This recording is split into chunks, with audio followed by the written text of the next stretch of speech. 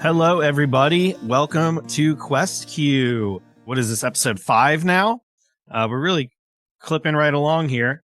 Hopefully, this isn't anyone's first time tuning in to Quest Queue. If this is your first time turning into Quest Queue, you should go listen to like 16 hours of content and then come back. We'll wait for you. Don't worry. But yeah, so last time on Quest Queue, you were all in the basement of the haunted house, and you were all kind of injured because the previous episode before that, you got into a lot of very dangerous fights. The party almost died like multiple times, I think. It was very close, but thankfully, they all did manage to survive. And then after just a little bit of exploration, you all decided to head out and go back to Saltmarsh to rest and restock on some of your supplies. When doing so, you all found a magical bag that seems to have limitless space. Surely no D&D player knows what that's called. And inside that bag, it seemed to turn things blue. Every single time something went into the bag, it would be blue, including body parts. When you all went to town, there were some shenanigans that happened with some guards. One of the guards in training, one of the newer guards, who seemed pretty incompetent, honestly, ended up getting their head blue. You're not really sure what consequences came from that, as after a while, you all eventually went to the nearby inn, which is the Wicker Goat. You went to stay at the Wicker Goat, and you paid, you gave a golden skull, I believe, that's the thing that it was the apple, I think. Oh, a golden apple was given away, and you all assumed it must be worth a pretty penny. And they said that they would go and try to get some healing potions for you all while you rest. So last time we left off, and it was right at the end of the long rest, right at the beginning of the long rest. So you all are resting at this Wicker Goat. It's been, about 8 hours or so. So you're all fully ready to go, full health, all spell slots are back, all that kind of stuff. When you all wake up and kind of get things together, you will notice that there is a package left out there for you, and sure enough, it's just this kind of like, it's wrapped in like brown, like a brown paper bag type material, and when you lift it up, whoever it is that gets to it first, you move it around and you can hear what sounds like kind of clinking glass inside, so you would assume that is the bottles for you, and it just simply says, for the adventurers is written on it, and someone wrote it on there in ink. But yeah, you all wake up and you're at the Wicker Goat and you are ready to rest. You're ready to rock because you're all rested up. Now, I do want to ask this before we get going. Do you think you all would have rested and then waited for the whole next day to roll around, so you're leaving early in the next morning? Or would you have just rested, and as soon as 8 hours pass, even if it's like dusk, you just get up and go? Because I do believe it's probably like 10 o'clock at night. Need to rest. I didn't need to rest, so I would have just been drinking and turning people blue. Okay. So would you have all waited till the next morning, or do you think you would have just got up and it's like 10 o'clock at night and you're going to go back? We still found the girl. Yeah, I think because it's kind of time sensitive here. Okay. Yeah. I just wanted his broken arm fixed, really. Get all his slots back and what have you. Yeah, your arm is now fully recovered thanks to magic and the world you live in. Living in this kind of world is like both shitty and great at the same time. It's like insanely dangerous. Insurance costs must be out of this world. But at the same time, it's like magic. Oh, your leg's back or something. So, but anyways, you all wake up. You're at the Wicker Goat. You have this box. Who do you think would be the first one up? I guess Poke, right? Poke, you didn't even go to sleep. So no, I've just been turning everyone in the tavern's heads blue. You're not going to get exhausted. For the princely sum of 1 copper piece. It's possible. I think you're supposed to. I think it's if you don't rest once in. I think it's like 2 days or something. Like if you go more than a day without a rest, you're supposed to get exhaustion. But it's the same day. I mean, it's still the same day. It's still the same day. We left this morning. Yeah. So, you get up. You have this bag full of clinking bottles. And, none of you opened it or anything, but I think you're all ready to head back out and try to find this missing girl, hopefully. Well, who got the bag? Because we need to see how many are in there and disperse them, I guess. Oh, the package. Nobody's claimed it, so, a brown paper package tied up with string. It's one of my favorite things. Open it up and see survey the contents of this, and then we'll divide it out. Yeah, you open it up. There are 3 potions of healing. You would all know that and normally 1 potion of healing and a normal potion's like 50 gold. And so that apple must have been worth a pretty good amount to even get 3 potions here, at least 150 gold plus. They paid for your stay here at the Wicker Goat because they said, don't worry about it. Just stay there. They'll feed you. You'll get drinks. I'll go figure it out. So all in all, I mean, that's a pretty valuable golden apple. I think it's kind of equal, almost a total amount you were all going to get paid for this entire mission. Yeah, it was a family heirloom. Absolutely didn't find that somewhere in the house. An heirloom, wouldn't that make it a tomato? I'm trying to remember. It was from my Granny Smith. I guess I'm Balaam. All right. Well, looks like the people who are funding this got some pretty deep pockets. I'm wondering what else we can get from them. I mean, in fairness, I paid for these. You did? Yeah, with my Granny Smith's golden apple. Oh, that was your heirloom. That's right. Yes, my family heirloom.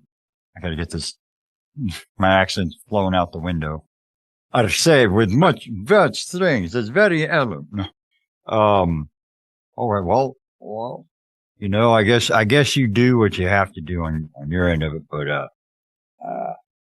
well, don't worry. Anyway, I think I'm gonna take at least one of these potions because I got absolutely battered the last time, and Max usually escaping unscathed. They've been so nimble in hiding at the back and that. So I suppose we'll take one of these each then. Yeah, I might be good, but there's 4 of us here. Now I didn't go to all the fancy schooling and all, but.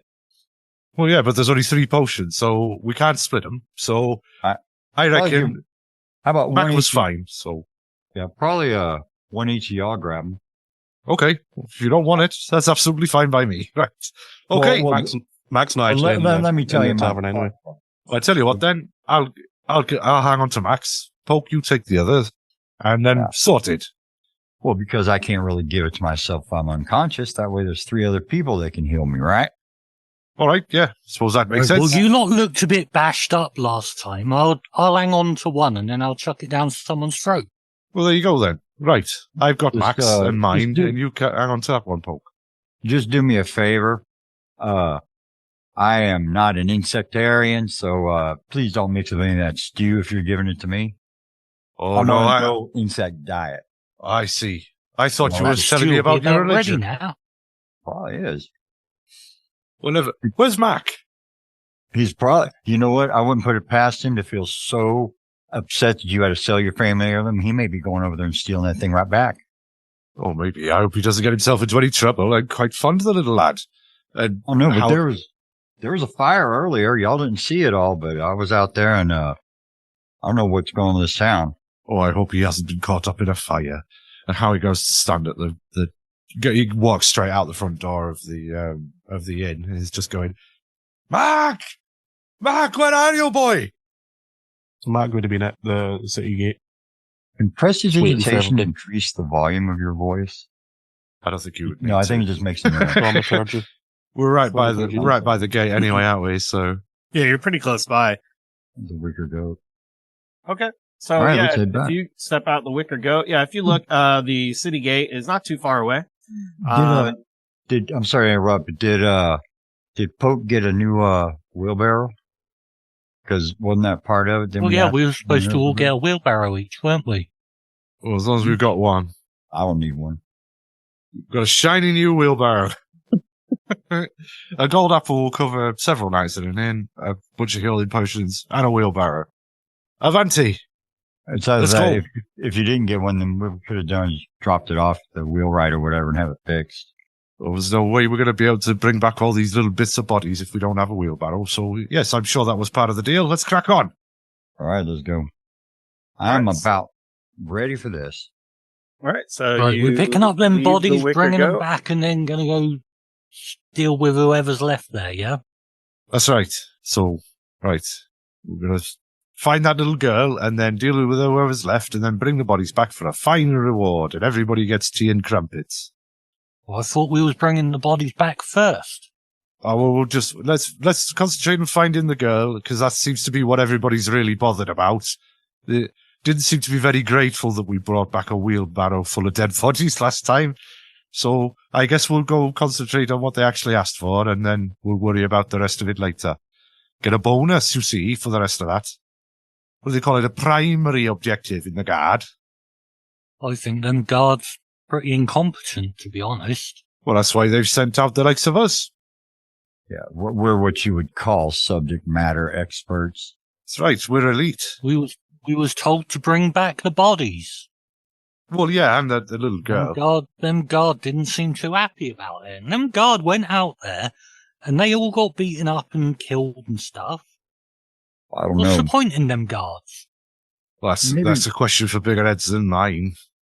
You know, something else, Howie. Gotta get this accent. Something else, Howie, that you could probably have done was, you could have probably convinced some people that there's gold up in there, that golden apple and stuff. And then we could have had a mob just bum rushing that whole thing, thinking they were getting all kinds of gold. Well, if wishes were horses, then beggars would ride. I've only got one golden apple, and certainly I don't have any other loot secreted about my person, so never mind. Anyway, we've got to get back to it. We've got that girl's life's in jeopardy. No time for awkward questions about loot. Yeah, I think you're close enough to the front gate that when Howie walks out and starts shouting, Mac, you can definitely hear them. I mean, it's not like you're right next door or something, but you can definitely hear, the sound of Howie shouting. And if you were to look over in that direction, because it's such a clear shot, the only other thing that's there at all is the barracks and jail. You can see the city gate. So Yeah, so Mac's just kind of sitting down by them, just kind of resting against the gate and just eating some rations and some turnip. Howie breaks into a run. There you are, boy. I've been worried about you. What? Well, there was a fire and my arm was Wasn't broken. me. I hadn't seen you for a while. Didn't do it. I never said you did, lad. Sounded like it. Wasn't me. Well, I believe you. Good.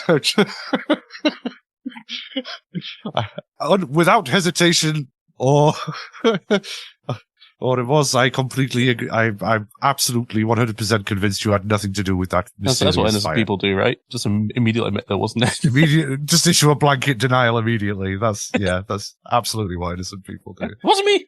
Okay, we're going. Let's go. Yes, we've got to go save that lassie. all right, you go out the front gate, and I think it's like nighttime, right? It's like getting pretty close to dark, because when you all first left, it was early in the morning. You were only at the haunted house for like a couple hours. You came back, and then you rested for 8 hours. So it's probably like close, like 10 o'clock at night. When you go out the front gate, it's still wide open. You're able to go right out to the front. You got that wheelbarrow. You want to just head straight to the haunted house? Yeah. I reckon we should grab a few more turnips on the way. All right. More ammo. They do seem to keep the ghosts away. Well, yeah, we got to carve a few more jack-o'-lanterns, because it's getting dark. Right, well, we'll do that on the way. But yeah, we'll go grab some more turnip lanterns. Sure. So yeah, you can go ahead and make your way down the road, and then when you start, after about I think it's just short of a mile, you start to pass the front gate to Poke's farm, and you can certainly stop by here if you wanted to grab some more turnips. When you're, Poke, you know where it's at because it's your house and your farm, but at dark, because it's so dark, you can't really see your actual house down kind of the long farm road. But I assume you know where to get all the turnips. Are you just going straight to the field, or I know you were saying there wasn't a great harvest this year. Are there even turnips in the field right now, or do you have to go to like a special place where you have more turnips? The saved turnip up? silo. There's like maybe a few turnips, but it's not going to be enough to pay for the upkeep of the farm. Okay, yeah. Well, But what's more important is keeping the ghosts away. that's Well, you've true. got The that- turnips do stop the ghosts. You've got that blue bag now as well. You can make your living off that. Yeah, I'm thinking about that. What happens if you turn that thing inside? What if we put the ghosts in the bag? Well, that would be kind of hard to do once they go through that bag. Don't know. Well, it's a magic bag, isn't it? Must be. It turns things blue. only magic could possibly turn things blue. Oh, and I suppose it's bigger on the inside as well. So, yeah, well, we can give it a go. If there's any still left standing after Max shot them with his magic gun, we could try putting them in the blue bag. All right, so I think I saw a play, something similar like that. The Phantom Smackers or something? I can't remember. I'm still curious to see what happens if he turns that thing inside out. Does it just turn the entire world blue? Well, let's find out. And I'll turn the bag inside out. I'm going to take 20 steps back and run if I have to when he starts doing that. Okay. How he leans closer. And then the only thing that's in the bag right now, right, is the bangle? Yeah, I think so. Yeah. All right. So, yeah, you turn the bag inside out, and then the blue bangle falls down to the ground. You notice that the bag is blue on the inside, and then the moment you finish fully turning it inside out, it'll lose that kind of glowing shimmer that it had, and then it no longer looks blue. Oh, you broke it. Well, that's no good, is it? I'll turn it back the right way out and kick some dirt over the bangle. We don't want that getting into the wrong hands. Yeah, you turn it back in, and then as soon as it's fully flipped back inside out again, looking inside, you can see it starts to shimmer with that blue light again, like it did before. I mean, I don't know who that is. Right, well, it seems all right now. Please, Paylor. So can I just, like, casually bury the bangle where I picked the turnips?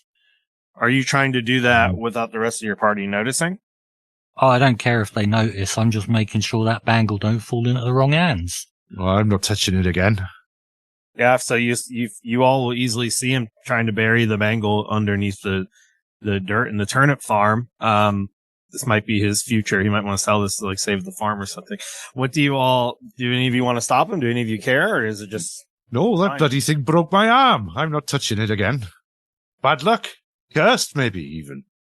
Probably going to end up with a rabbit, like, going through it, and it... Well, I don't know. Astral projecting badger. Ghost worms. Well, we could probably use that thing. We may need to use it because from what it looked like it did, it turned you almost incorporeal because I couldn't touch wherever I thought you were at. And, that might come in handy. Well, if you want to hold it, be my guest, but I'm not touching the bloody thing again. I don't think we should have that near us. It tried to take his soul, and it broke his arm. Well, that's a tried good to take thing. my bloody forearm for a start, yeah. Apparently, that's no good.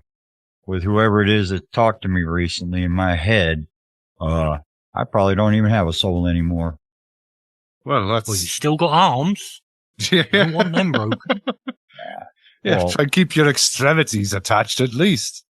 Yeah, I guess we would believe, because my low intelligence, that the bracelet actually, or the bangle actually broke his arm and not the force that was used to get it off.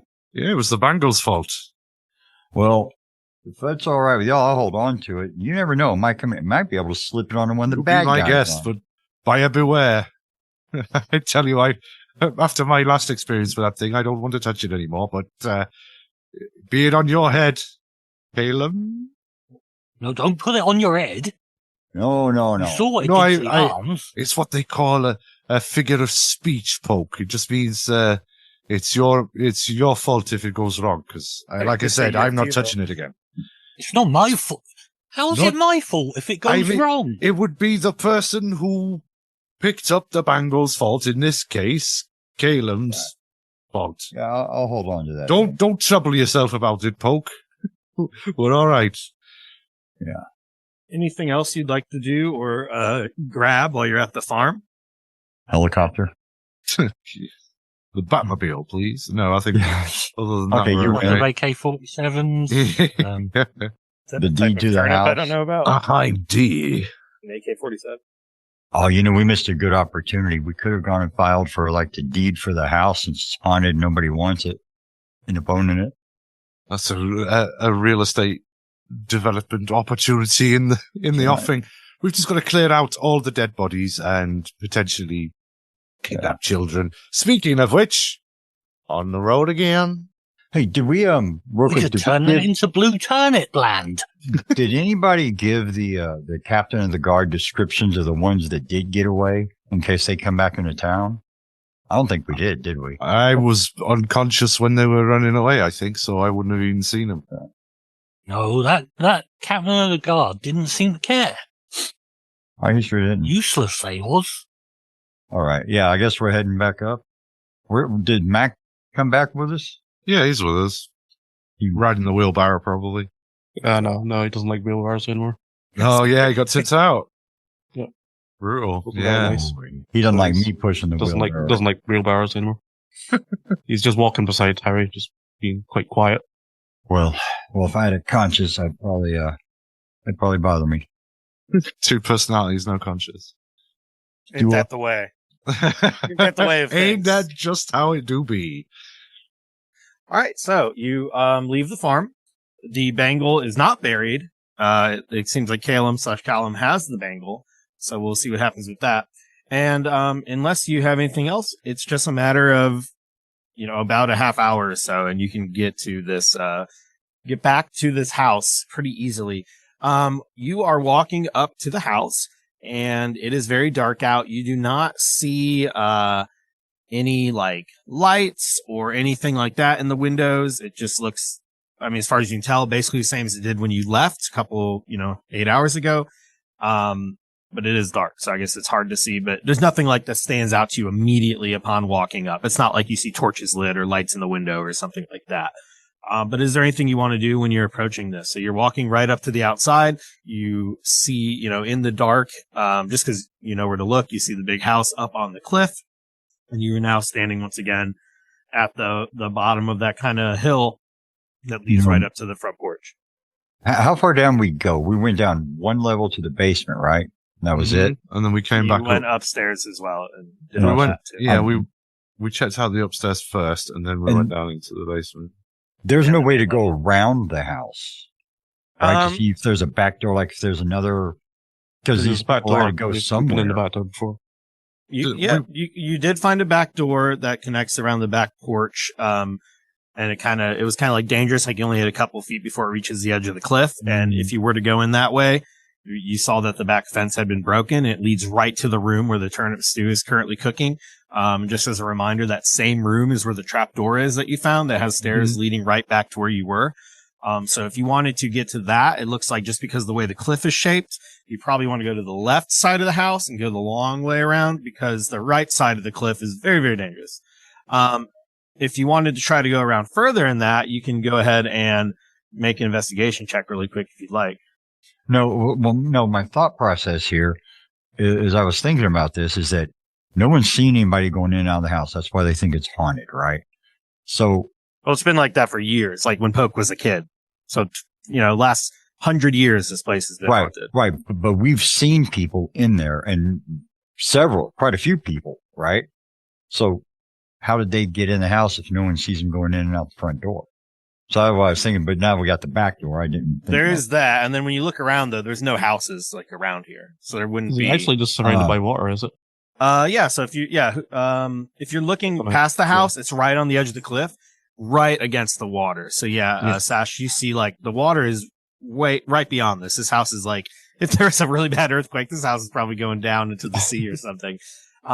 If you went on the right side, it'd be very dangerous without slipping off the cliff. If you go around the left side, there might be a little bit more space. But to kind of answer your question, Paul, based on what you see, you're not sure if there's like another door. You do know there's that second door on the main level. You can do an investigation check though, if you want, Callum, to see if maybe there's some other path or something. To be fair, with my 8 intelligence, I don't think that my character would have thought about this. Okay. And it's pretty dark, so it would be kind of difficult to see that was the question without just kind of falling and dying, falling to the ocean. I still have that red gem, right? The one that glows? Yeah, you do. Yeah, the one that was found in the room with the skeletal mage. Yeah, then I'll be mage handing that as my light source. Okay. Yeah, if you do the mage hand, you pull it out. It doesn't glow like as bright as like a torch. Just kind of gives off a little bit of a. Oh, so just a couple of feet? Yeah, it's not really like. It's like if you had a glowing red coal, it wouldn't like illuminate the whole room or something. It just kind of gives off light. All right, well then I'll probably just use a regular torch then. Okay. So what do you all want to do? Do you want to go up to the front door? You want to go to the back door by the turnip room or turnip stew room? Do you want to try to investigate see if there's yet another entrance somewhere. I will say if you go down that route, you certainly can. It's just if you mess up, the consequences are kind of dire since it's dark and it's a cliff and there's the ocean. Yeah, It's like a good 80 or 90 foot drop at least. Up on a dragon, you know. I don't fancy. I'm just going to walk up to the front door. Yeah, we've got Stu to check on. Why wouldn't? Okay. Yeah, same. I mean, we've already been. Can you remind me that what way. the view out the back door was from the turnip room as we're now? Yeah, there was like like a little bit of a back porch when you were there, and then part of the porch was broken because there's not like steps going up to it, and then it was just a couple feet, and then it was the edge of the cliff. Mm-hmm. So Mac could go to that room with everybody else. We'd also like look out and see if he sees any like ships or lights in the water. In the So sea area. through the house, though, not like around the outside. Yeah, into the house. Yeah. Okay, so you're all going to go in the front door? Yeah. Okay, cool. So let me just go ahead and switch the map, and then we will do that. All right, so yeah, you're able to go in the front door here and make your way inside. You bringing the wheelbarrow in with you, or just leaving it near the front door, or what would you all like to do with the wheelbarrow?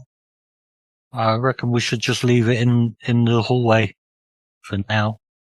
Okay. Yeah, you can go ahead and just kind of leave it right there in the front area near the hallway. You go in this room. There is the. Sorry, I keep hiccuping. There is the doorway right here. In fact, I will go ahead and just move this symbol to the correct layer to mark where it's at, since you all know it's there now. That is a really good looking wheelbarrow image. So, yeah, you're able to, right there are the S's, that's where the secret trap door is, just go straight down the stairs into that basement room where you had all came up last time, and it seemed like there was kind of like a slide lock on it. And then when, Mac, when you go into this main room, you can walk right back on that back porch. And yeah, looking out to the sea, you just see mostly darkness, but if you're what you said, you're looking specifically for lights or anything like that, Lights or on a ships. ship or something. Yeah.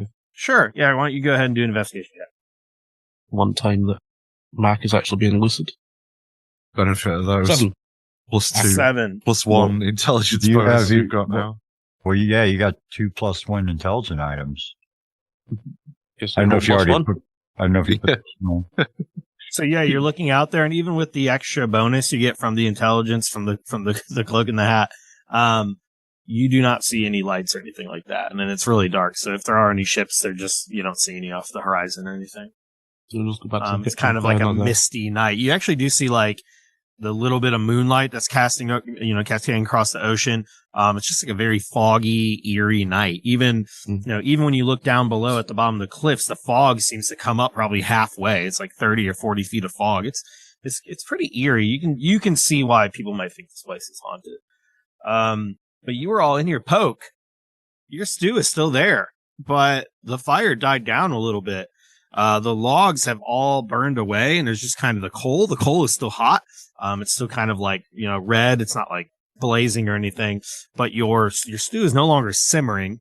That being said, when you get near it, the pot that it was in, the big cauldron, is still hot to the touch. You wouldn't want to hold it too long, but it has cooled enough to where you could put your hand on it for like a second or two without immediately just destroying the skin on your hand. Do you want to try to get this stew going again, or do you want to try it, or what do you want to do with this stew? It doesn't look like anyone doesn't look like anyone took a sip or anything. No thieves. Does it look like it's boiled down into mush yet? Has it reduced?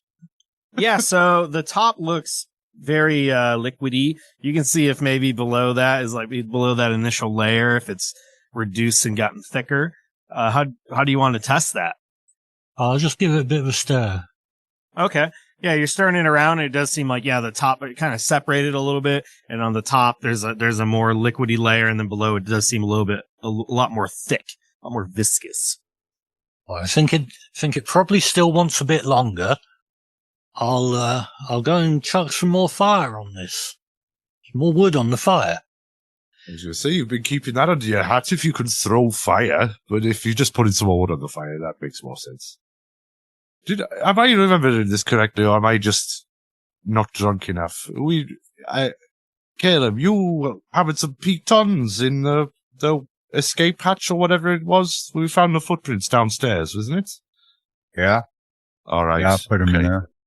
Cool, because I can't think that there's anywhere else that we haven't looked in here, so I guess that's probably the last place we need to be checking out. Or the first place we should be checking out today.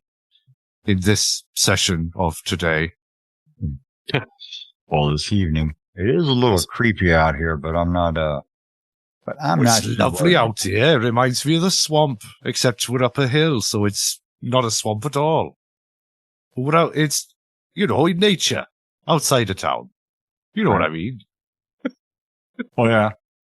That's true, I guess. But I think I know what I mean. I'm not sure. Maybe I should drink some more wine. Yeah, I agree. Great minds think alike there, Mac. I'm going to drink some more wine. Yeah. So Mac's already down in like the dining hall area, just kind of looking around. Yeah. Downstairs? Yeah. Okay. I was going to stumble after him. Yeah, when you open that, you open the trap door, and it doesn't seem like anyone locked it. That little slide lock you had found before, no one's messed with that. You look down. I'd imagine you probably peek your head down. It looks the same as it was. The torches that were in here, that like if you remember, the whole house was dark except for your torches. That room down there was lit by itself because there were people that are like actually staying in there. And those torches are still going. So when you poke your head and look, there is nothing that appears to you right away. You start going down the steps. Nothing happens. If you go step down a little bit further near where the table was, where you all originally found some of that meat and cheese and a little bit of wine, no one like jumps out at you or anything. All the leftover bone pieces from the skeletons you fought, they seem to be untouched. They're just laying where they were before. Even the cot that Mac, or was it someone laid in one of the cots, I believe, that you laid in, Callum, that still looks exactly as it did when you got out. So it doesn't look like anything has been disturbed in this room. And then Mac, if you look over near the wall, where there was like what you assume is a hidden door. I don't think you've all spent too much time investigating it. The two pitons that were hammered into it are still there. So whatever, it's weird because they kind of look like they're just disappearing into the wall. But, when they were hammered in, who was that hammered them in? It was Calum, yeah. It was Calum. I think he would have noticed like there is like a door you're sliding it under. Like there was a feeling of that. There's some sort of illusion there. And those pitons have not been touched either. They're still both wedged in there. So when you all come down into this basement, it looks largely exactly how it was when you left. Was anyone staying upstairs, or are we all going into the basement? Well, I think we need to run a time crunch. Yeah, I think Poke's just going to chuck a bit more firewood on, stoke it up, and then bring up the rear, I guess. So. Yeah, whatever's left of the library's going in the fireplace. The musty old books. Hope you're coming down as well. I was thinking more the bookshelves, but the books will probably get the fire. Paper goes up much easier, yeah. Oh, you had that book that we didn't know what it was about. It was the one that looked like long, short, long. Yeah, chuck that on the fire. That'll get it going. Yeah, that's why not? Doesn't seem like it's any good to anybody. I mean, I think they're up to some sort of sex pervert stuff with this. Anyway, there you go. Bit of kindling for you. For Tinder, rather. What? You had something about some philosopher's kidney stones or something. Was it? Oh, yeah, I did have that and all, didn't I? A philosopher's kidney stone. You didn't tell anybody that. You get that one hidden. Actually, that's right. Yes. I didn't tell anybody about My Uncle Dave had kidney stones. Could he philosophize? So it was like giving birth. Well, I hope his aim was good, otherwise he might have shot the cat. Right, but we did check that other room all the way through, right? Where the skeletons came out? Yes. And I told you that there was absolutely nothing of interest in there and no reason to go check. But, so was there any kind of, other door in that room, or that was the only door? No, I didn't see anything. It was just, where it looked like the skeleton had been hanging out. I was wondering how they all got in there. I know that one brain skeleton guy, he was in there. Well, it looks like they were already in there, and then somebody boarded the door up. Oh, I didn't catch that. So yeah, we had to Poke had to break down the door so we could get in there. They'd been boarded up, and it said the fantasy equivalent of don't open dead inside or something on it to keep out. I can't remember, but we ignored that anyway. Oh, it was Dan Gurr. Keep out. That's right. It was Dan Gurr's room. We're not Dan Gurr, so it's all right. So it was all right. Yeah, we could go in. Anyhow, this door. This is the one we're concerned about now. Let's not ask any more probing questions about what I might or might not have found in that other room. Let's concentrate on the task. Did we burn that book? Well, you didn't know that I had it because I've been strictly no, because sorry, I thought you'd mentioned it. No, I've said the gold apple. Out of character. How he filched everything that was in there, all the gold stuff, all the books, everything. We found some other stuff, some other books in the nicer sectioned off bedroom. But the Philosopher's Stone stuff and all the gold shit, how he just stashed and didn't tell anybody about. Max saw him do it, but you guys were in the main basement room while that was happening.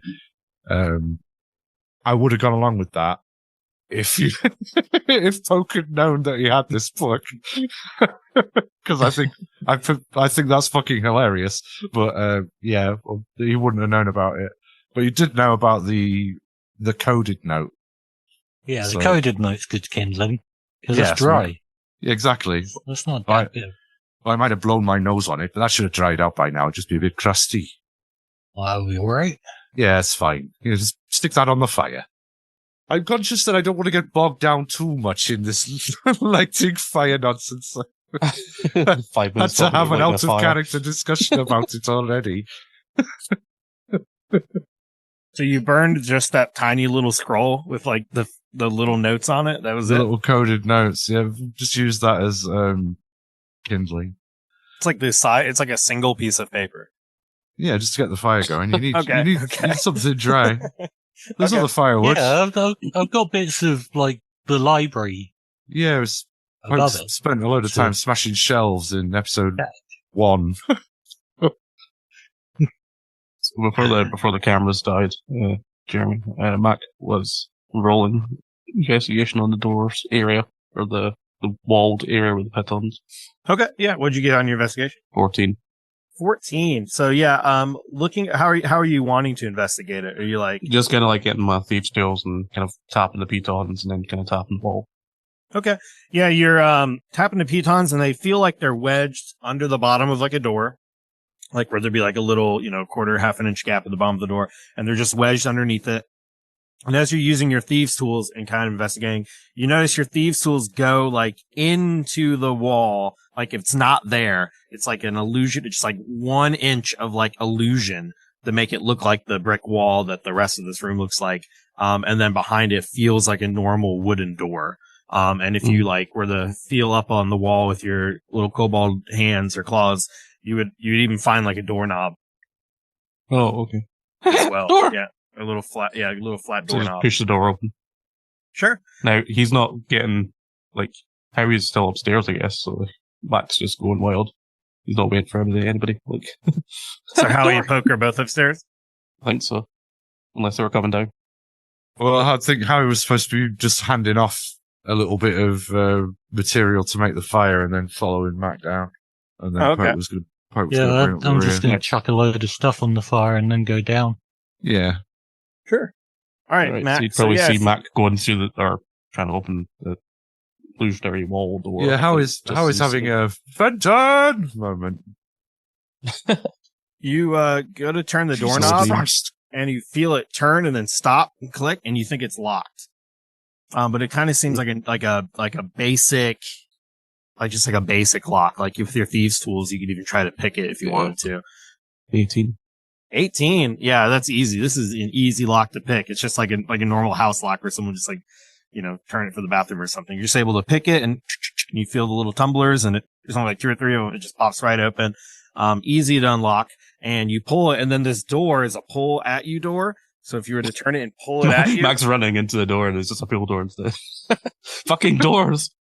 Yeah, you charge into it, hit it, and then oh no, it's a pull door. You pull it, and it just comes, it like phases through the wall, like it's like an illusion. So the illusion stays. So when you open it, now this open door is sticking out of what looked like it's just literally magically sticking out of a wall. And then there's just, now it looks like the wall is still in front of you. But if you were to reach through it, your hand just disappears to the other side and it's clearly open. You just can't see through this illusion or anything. Sure. Bloody hell, Mark, that's an impressive trick. Yeah. You've managed to summon half a door out of a solid brick wall. Yeah, I lost my hand. Oh my goodness. Oh, Oh my God. Let's Where's see that what we healing can do potion? about that. And then Howie just falls through the illusion. Where, Hang about. Is that door a ghost? No. you were close, Poke. You could almost caught a ghost in that bag. I'm all right. I don't think I've entered the Phantom Zone. This seems to be... It's an illusion. Good work, Mac. Yeah. He saw right I through see it. a light through there. Is, What a is clever- there a bright light? No, it just seems to be a wooden door and, and probably to a series of shitty rooms underground like this one. You Oh, don't, it's you don't probably feel all any, right then. you don't feel any skinnier or anything, do you, boy? Like you turn into one of them skeletons or something? This may be one of them skeleton doors. Skeleton key. Yeah, this 8 intelligence working out for me. You know, Bill Bones came home and he wanted his tea, so he let himself in with a skeleton key. I'd say the You first okay, thing Howie? when you come in here through the door and Howie, you fall through. It's a good thing you catch yourself because you are looking. There's like a wall right in front of you, and then the hallway immediately turns left, and there is wooden stairs going down, and they're quite steep. They look like they go down for about 20 feet before hitting another wall, and then you can see more stairs turning to the right from that. Another notable thing is that this is completely dark, so only the light that you're bringing with you is radiating this room at all. There is no other lights that you can see coming from down into this cavern. And so this stairs seem very steep, kind of winding down. And then they seem to be built into like the walls are barely worked. They look like they're more or less like cave walls that have been roughly smoothed out to build the stairs. But certainly nothing like the interior of the room you were just in. I'm casting mage armor. Okay. Might as well get that out of the way now. It's probably a good idea. How you'll get the bullseye lantern out of his pack. Oh, you can have one of these here jack-o'-lanterns. Well, why do we... I tell you what, we'll mount them to the bullseye lantern because it's brighter. But I trust in the salvation... I trust the salvation of my soul to a turnip more than I do this lump of iron. So I'll see... And then Howie's just like smashing turnip lanterns onto the wire handle of this Oh, God. I wonder bullseye lantern. what burning turnip smells like. Mac, one thing I think you would notice, just immediately, just because just the way Mac's senses seem to work, is I just feel like Mac has like a strong sense of smell. This room immediately has two main smells that come to mind. Maybe 3. When you come in here, you kind of get the smell of like salt, like the sea. Like I know like everything in this area smells that way. You almost feel as if you've just stepped back outside. It's like more humid in here. And it's like dank in the classic version of the word. Bro, not the version, the spiral not the modern staircase version is of so dank. It's so dank. growing here. And then you also get a smell of like kind of a moldy smell, which once again, I know a lot of the house smelled that way as well. And then, also kind of just like the stench of urine. Like there's people have been using the bathroom down here somewhere Did you and it's piss not yourself? sanitary. I haven't. It's not me. I took care of myself before we left. Nobody What about absolutely, Caleb? Did Caleb piss himself? absolutely reeks of piss in here. No, I I smell think it. what's happened is you stuck them things in the door, and then people will come in here. They haven't been able to get out, go for a piss. Yeah, there's no No. outhouse down here. Maybe. Looks like it's stuff been here a long time. We got some nasty people live around here. Big Yeah, pissing Max like just a gonna walk down the racehorse. stairs.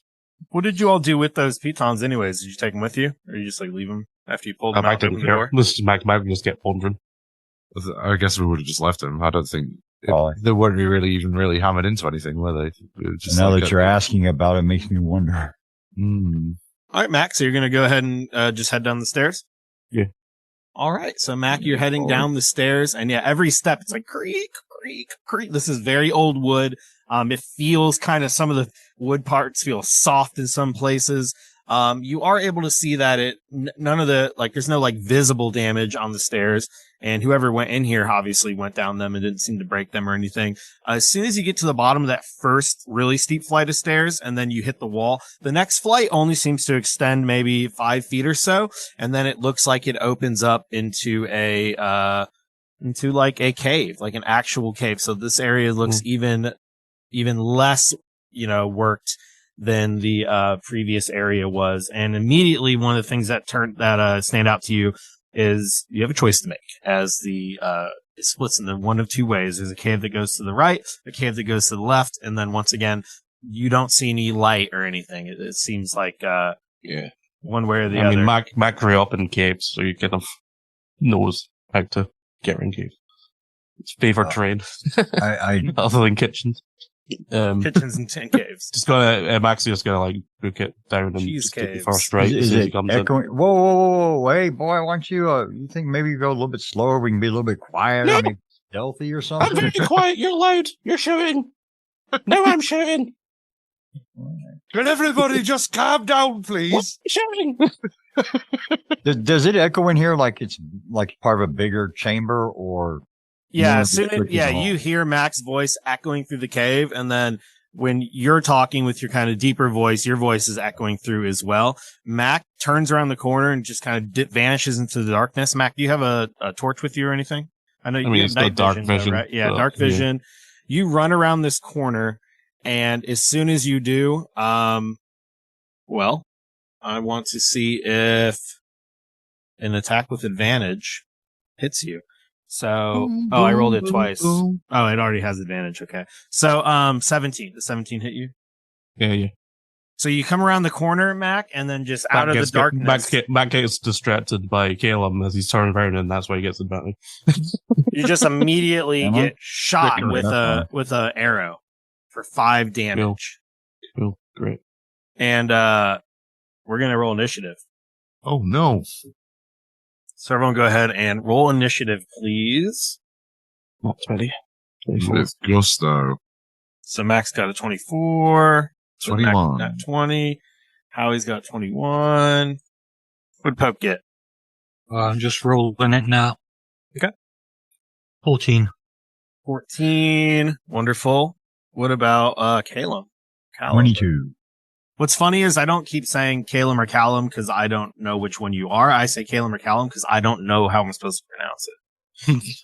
I don't think everybody else understands it yet. I'm sorry, you said 21? 22. 22. Okay. So let me add that manually. I don't understand. Whenever I add a custom one, for some reason, it does this weird thing where it adds the numbers in weird. So we'll see how that works. Howie, what's your, because you both got 21, right? So who has the higher dex? Callum got 22. Oh, 22. Okay, well, that solves that problem. And then I'll go ahead and roll the initiative for these people right here. So Mac, I know dark vision, a lot of DMs play it wrong, quite frankly, where they think it's like you can just see 100%. That is not the case. However, you can see a little bit. So I will go ahead and reveal the people who shot you, because they are right in front of you, more or less. And they definitely heard you all coming because you were all shouting very loudly, and your voice, as Callum mentioned, was echoing through this cave. So let me go ahead and move them. Right in front of you, you see 3 people, Mac, standing in the darkness. 2 of them are holding swords. One has the bow, or one of them has a crossbow, and that crossbow, you would imagine, is the one that just loosed the bolt straight to you. And what it looks like is you see, here, did they appear? There you go. You see these 3 people right in front of you. And once again, I still don't understand why Roll20 decides to show the health of some people to players and not the health of others. It makes 0 sense to me. But you can all see these people's health, except this one should be at max. Never met people before. All right. So you see right there in front of you, Mac, 3 of them. And I'm going to attempt to roll their initiative. Initiative is the part of Roll20 that annoys me the most. Just because it works only half the time. It's probably user error, I'm sure. All right. So for their initiative, you got a 5. This is looking great for you all. A 5, a 4, and a 17. So you all are going to be able to move way faster than these 3 people in the darkness here. So we'll start right off with Mac with that 24. Yeah, so Mac's gonna run back towards Howie and say, "Got bad people here. They just shot me." And then he's gonna hide on the stairs somewhere. Okay, so you're going to just use your movement to run off and then hide? Are you literally taking the hide action? Yep, cunning action. All right, go ahead and make a hide for me. Do a stealth check. I've been trying to switch slowly over to the new rules. You're supposed to get a 14 or higher. 24. 24, yeah, you're able to hide Yeah, that'll do successfully. it. So yeah, you're able to run around and not only just get out of their line of sight, but you are mechanically hidden as well. Anything else, Mac? No, just hiding. All right, we'll go to Calum. Calum, you hear the noise, and then Mac run through, and Mac seems, I don't know how much, Mac did express that there's someone out there. So what would you like to do? Shit my pants. She just So it ran was off. him. Do what? I just said, so it was him. Yeah. Well, yeah. Well, I can't see in the dark, so I can only see by my torchlight, and there's no other lights coming out of there, right? Well, Howie's holding a bullseye lantern, so I don't know if that. I would assume that. I thought I'd given illuminates everyone some a. of that. Well, I have a When torch, we but went it to only the goes. farm, everyone got one of those turnip lanterns. Well, what I'm trying to determine is if there's like another light source that's illuminating the cave itself, or if everybody there other than our stuff is in the dark. Yeah, there are no lights right now. Like, it seems like they were literally waiting in the dark. Okay. Well, I will come down here. And I don't know how far that lantern would show if it shows all 3 of them. And was any of those that one spellcaster that attacked us earlier? Remember the one? She was one of the ones, I think it was a female, and ran through the door. You're looking and none of them I mean, you can't tell because it's dark, but Well, I don't know that you also know too much what they look like. But I would say coming around the corner, holding up the lantern, the torch you have, Right. You don't recognize any of them Okay. right away. But Yeah, I it's do know just- that Matt got attacked and hit. So Yeah, 'cause So- he mentioned, that there were people there.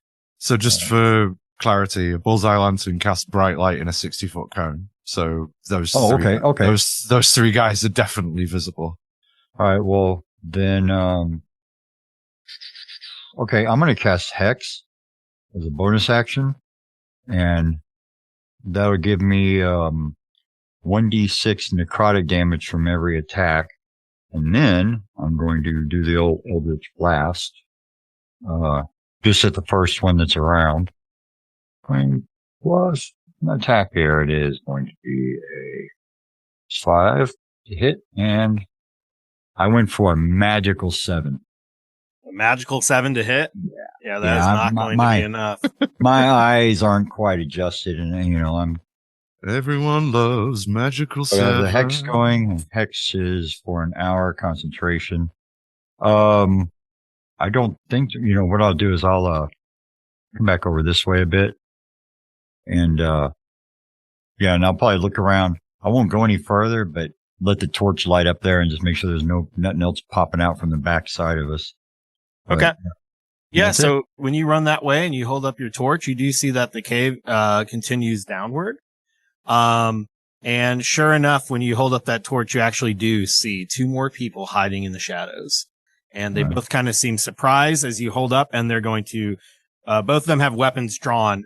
It's not their turn, but you do see 2 more people that were hidden right I there. didn't go around the corner, but are they right in front where I'm at? Yeah, I just got to reveal Okay, this. that's fine. That's perfect. That works. All right. Next person. Yep, there you go. So there are 2 more people that you can see just immediately, and they both seem poised to attack. But yeah, just everything in D&D technically happens at once. So yeah, you run around, you hold up your lantern. There's 2 more people right there. They look like they're about to strike. It's just simply not their turn yet. And then we'll move to Howie. Okay, so Howie, having seen that Mac has been hit by a crossbow bolt, is distinctly unhappy. He steps forward, his eye twitching. He goes, "Which one of you bastards shot my kobold?" and he's going to make a beeline for any one of whoever's holding a crossbow. Okay. Yeah, Howie, you can definitely do that. So basically you see two of these, they're just labeled as bandits. You don't necessarily know, like, what really is a bandit. Two of these enemies. What is a juggalo? What is a juggalo?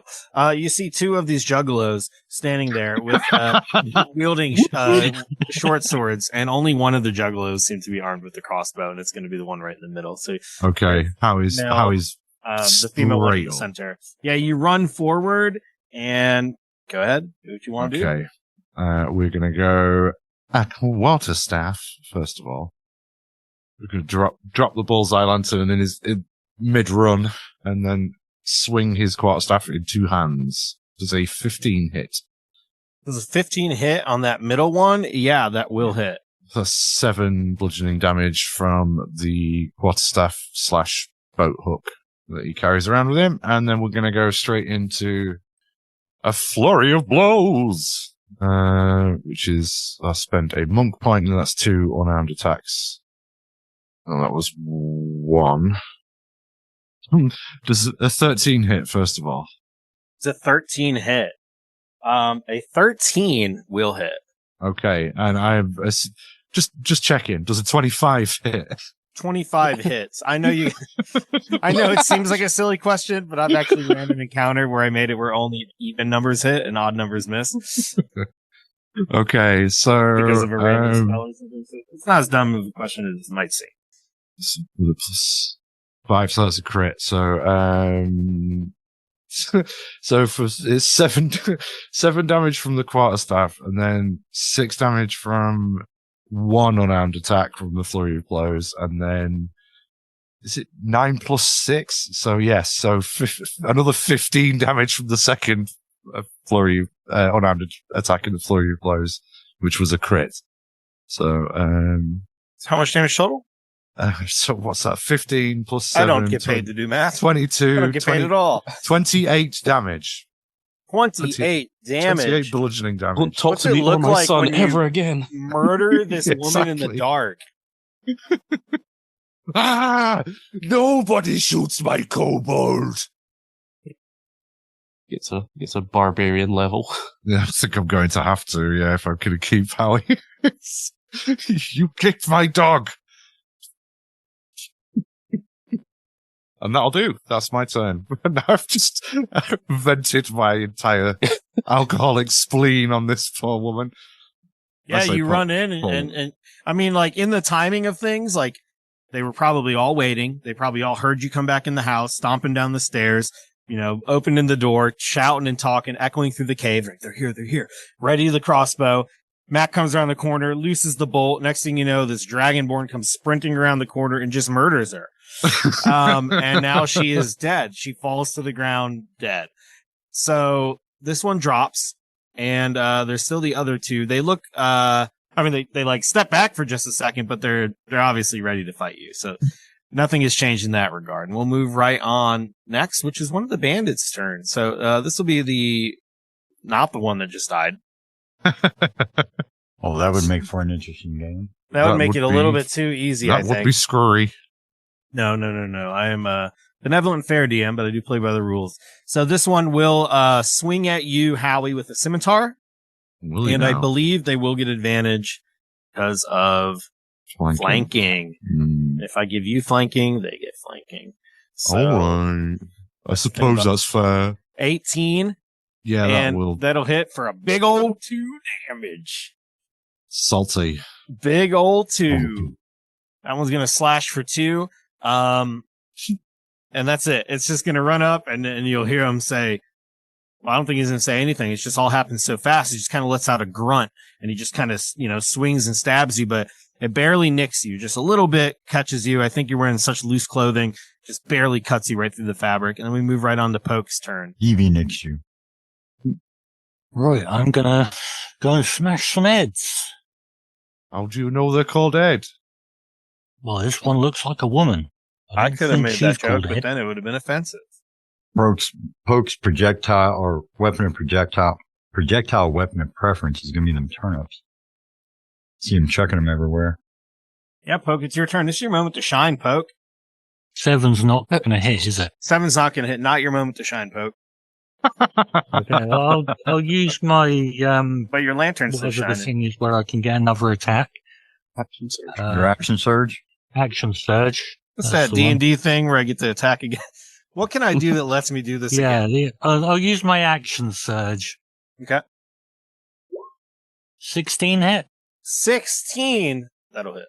Why, I've scarcely seen such a surge in action. I don't know why I talk to you like you're like a child. 16? 16, Good job. yes. There you go, All buddy. right. A winner is you. Hey, That's you right. tried your best, and that's all that really counts. Yeah, that hits. 10 Take it, damage. bud. 10 damage. That is actually pretty damn good. All right, so you describe. I'm just gonna let you know this person gets hit pretty hard, and there's no reason to lie to you. Since for some reason you can see the fucking health. So there's 6 health remaining. But what did you do to this poor person? I mean, that's a pretty mortal. That's a pretty deadly stab, reducing from 16 I to come 6. running around the corner with my pitchfork in front of me. Okay. I tripped over and it went in through her leg. Okay. So you tripped, like the full force of you falling into her. Yeah, you stab her right in the thigh. She lets out a son of a bitch kind of scream. And is there anything else from Poke? No, that'd be it. All right, Poke. Well, this bandit that you just stabbed, she's going to try to get you back. She's going to swing with a scimitar. This one will not get flanking. Just because it's attacking you and not Howie. So she's going to swing back at you in response with her, oops, I almost clicked the wrong one, with her short sword. And I guess they're supposed to have multi-attack this whole time, so we'll just start that now. You go ahead, and the first one's an 8, and the second one's 16. Nope. 16 will hit. 16 hits. So yeah, she'll swing once. I think maybe the pain of a literal pitchfork getting stabbed into her. It's like what, four times stabbed into her leg. And then, she'll miss. And then the second one, she kind of goes for a lower stabbing motion and manages to get you for 6 damage. Sign of the times. That's a bit painful. Youch. And then we're going to go ahead. They're not done yet because the ones over here that, But wait, there's more. Caleb has seen. I call him Caleb. That's the first time I've done that. Caleb, this, one of the bandits is going to run forward right towards you, and then they're going to also take a swing at you, and I will, make sure I do the multi-attack from here on out. Oh, So, well, thank you. I appreciate that. First one's a 17, second one's an 11. Yeah, the first one I hit. The first one will hit. Yep. All right. So you're going to take a total of only 2 damage. Very low roll on that. Yeah. So the first one runs past, slashes at you in the dark.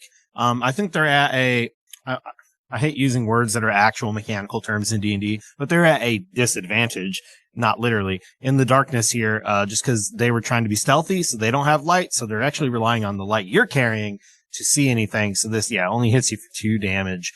Let's go ahead and move back up to the top. That's going to be Mac. So Mac's going to come back down again. Okay. And he's going to, did the dwarf icon, did he move up to Harry to attack him? Or did he ranged? Yeah, they're melee, within melee distance. Yeah, okay, so I'm going to attack that one. That was, attacks Harry. With the sneak attack. Sneak attack.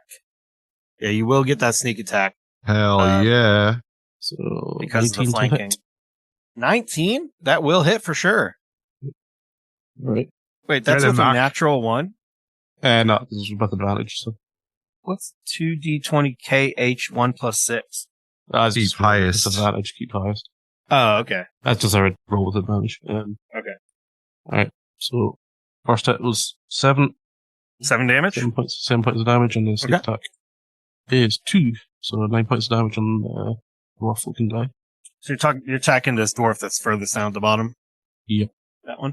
All right. So that's going to be a total of 9 damage. This one is still standing. However, you did hurt him pretty hard. Like, what'd you do? Shoot him with your gun?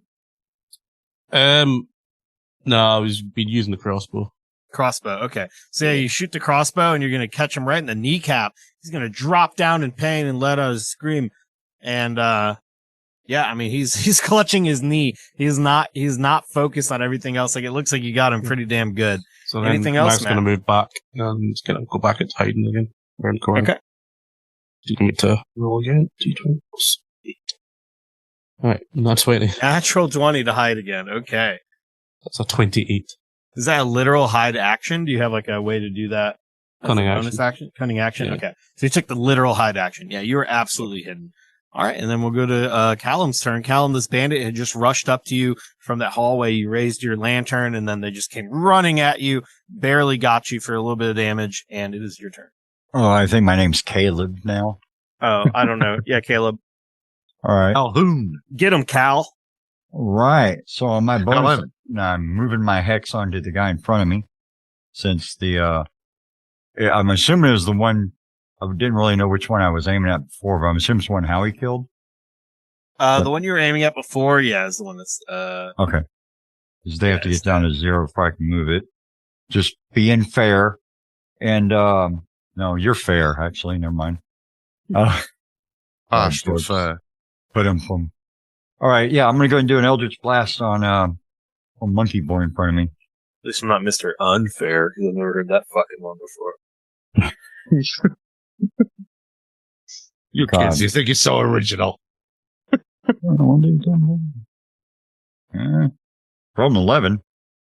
11 does not hit.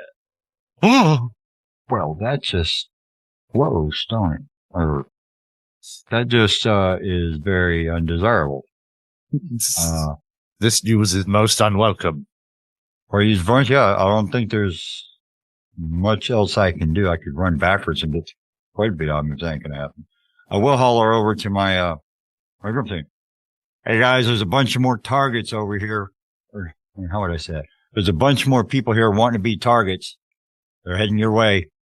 And then go on to the next person. All right. Howie, it is your turn. Howie is still, well, mechanically he's not raging because he's not a barbarian, but he's tired and emotional, and he's caught between. Been a hell of the last 6 years. Yeah, isn't it just? But he is caught between two people who he wants to hit both of them really hard with things. So Two people in a hard place. that's right. He's going to compromise and hit both of them with different hard things. So first of all, I like it. First of all, we're going to go for the still standing lady that Poke has just pierced through the thigh. She's going to get a quarterstaffing. Okay, that's one way to put it. Sure is. Really unfortunate way. A 19 to hit, wielded with two hands for 7 bludgeoning damage. What's it look like when you beat this woman to death with a bludgeoning weapon? He just brings the quarterstaff down in two hands over his head in a vertical downward strike on the top of a scalp and just splits the skull in twain. That's so much more brutal than like a sword or something. Just a big, heavy bog oak, like boat hook that he uses to get around in the swamps. It just smashes her head in, and then simultaneously kicks out, uses bonus action to kick out backwards with a mule kick at the dwarf that's standing behind him. That's another 25. That's another crit. A natural 20 with a +5 to hit. Okay. For another 7 bludgeoning damage to the dwarf. Okay. How does he do it? What's it look like when you kill this one as well? Just kick him in the midriff, and there's clearly some horrendous internal damage. Just collapses into a quivering lump and slowly bleeds out from internal injuries. Wow. That was definitely a description. Yeah. Last time I let you to choose, give you the option to choose how to do that. Well, that was barely graphic at all. That's true. PG for sure. Anything else, Howie? No, I think I've killed enough. Yeah, you have dispatched a couple of these people. All right. These I'm other a man ones of peace. I'm done killing. are going to go now. This one that was running up on Calum is going to continue to do so. It's going to go ahead and hit you with that multi-attack. First one's 21 to hit. Second one's 23 to hit. I believe both of those hit. Am I correct? Calum? For which one? 21 Sorry, and I'm out. 23. Oh, yes. All right, so with the multi-attack, one does 3 damage, one does 7 damage. That's 10 damage total. Then the other person I'm going behind. to cast shield as a reaction. Okay. That'll bring me up to 21 AC. Okay. So you mark can that do up. that, but they're going to both still hit because there's a 21 and a 23. Oh, we did it with it. Oh well. And if it meets, it beats. Well, do one you of want them to still would do miss. that? Well, you nah. said it'd bring you up to a 21, right? Oh, so it then meets would the still hit. beast. Yeah. No, I don't want to waste a spell slot then on it. No, thanks for catching that. Yeah, no problem. So it's going to hit you for Right. 10 damage. Alrighty.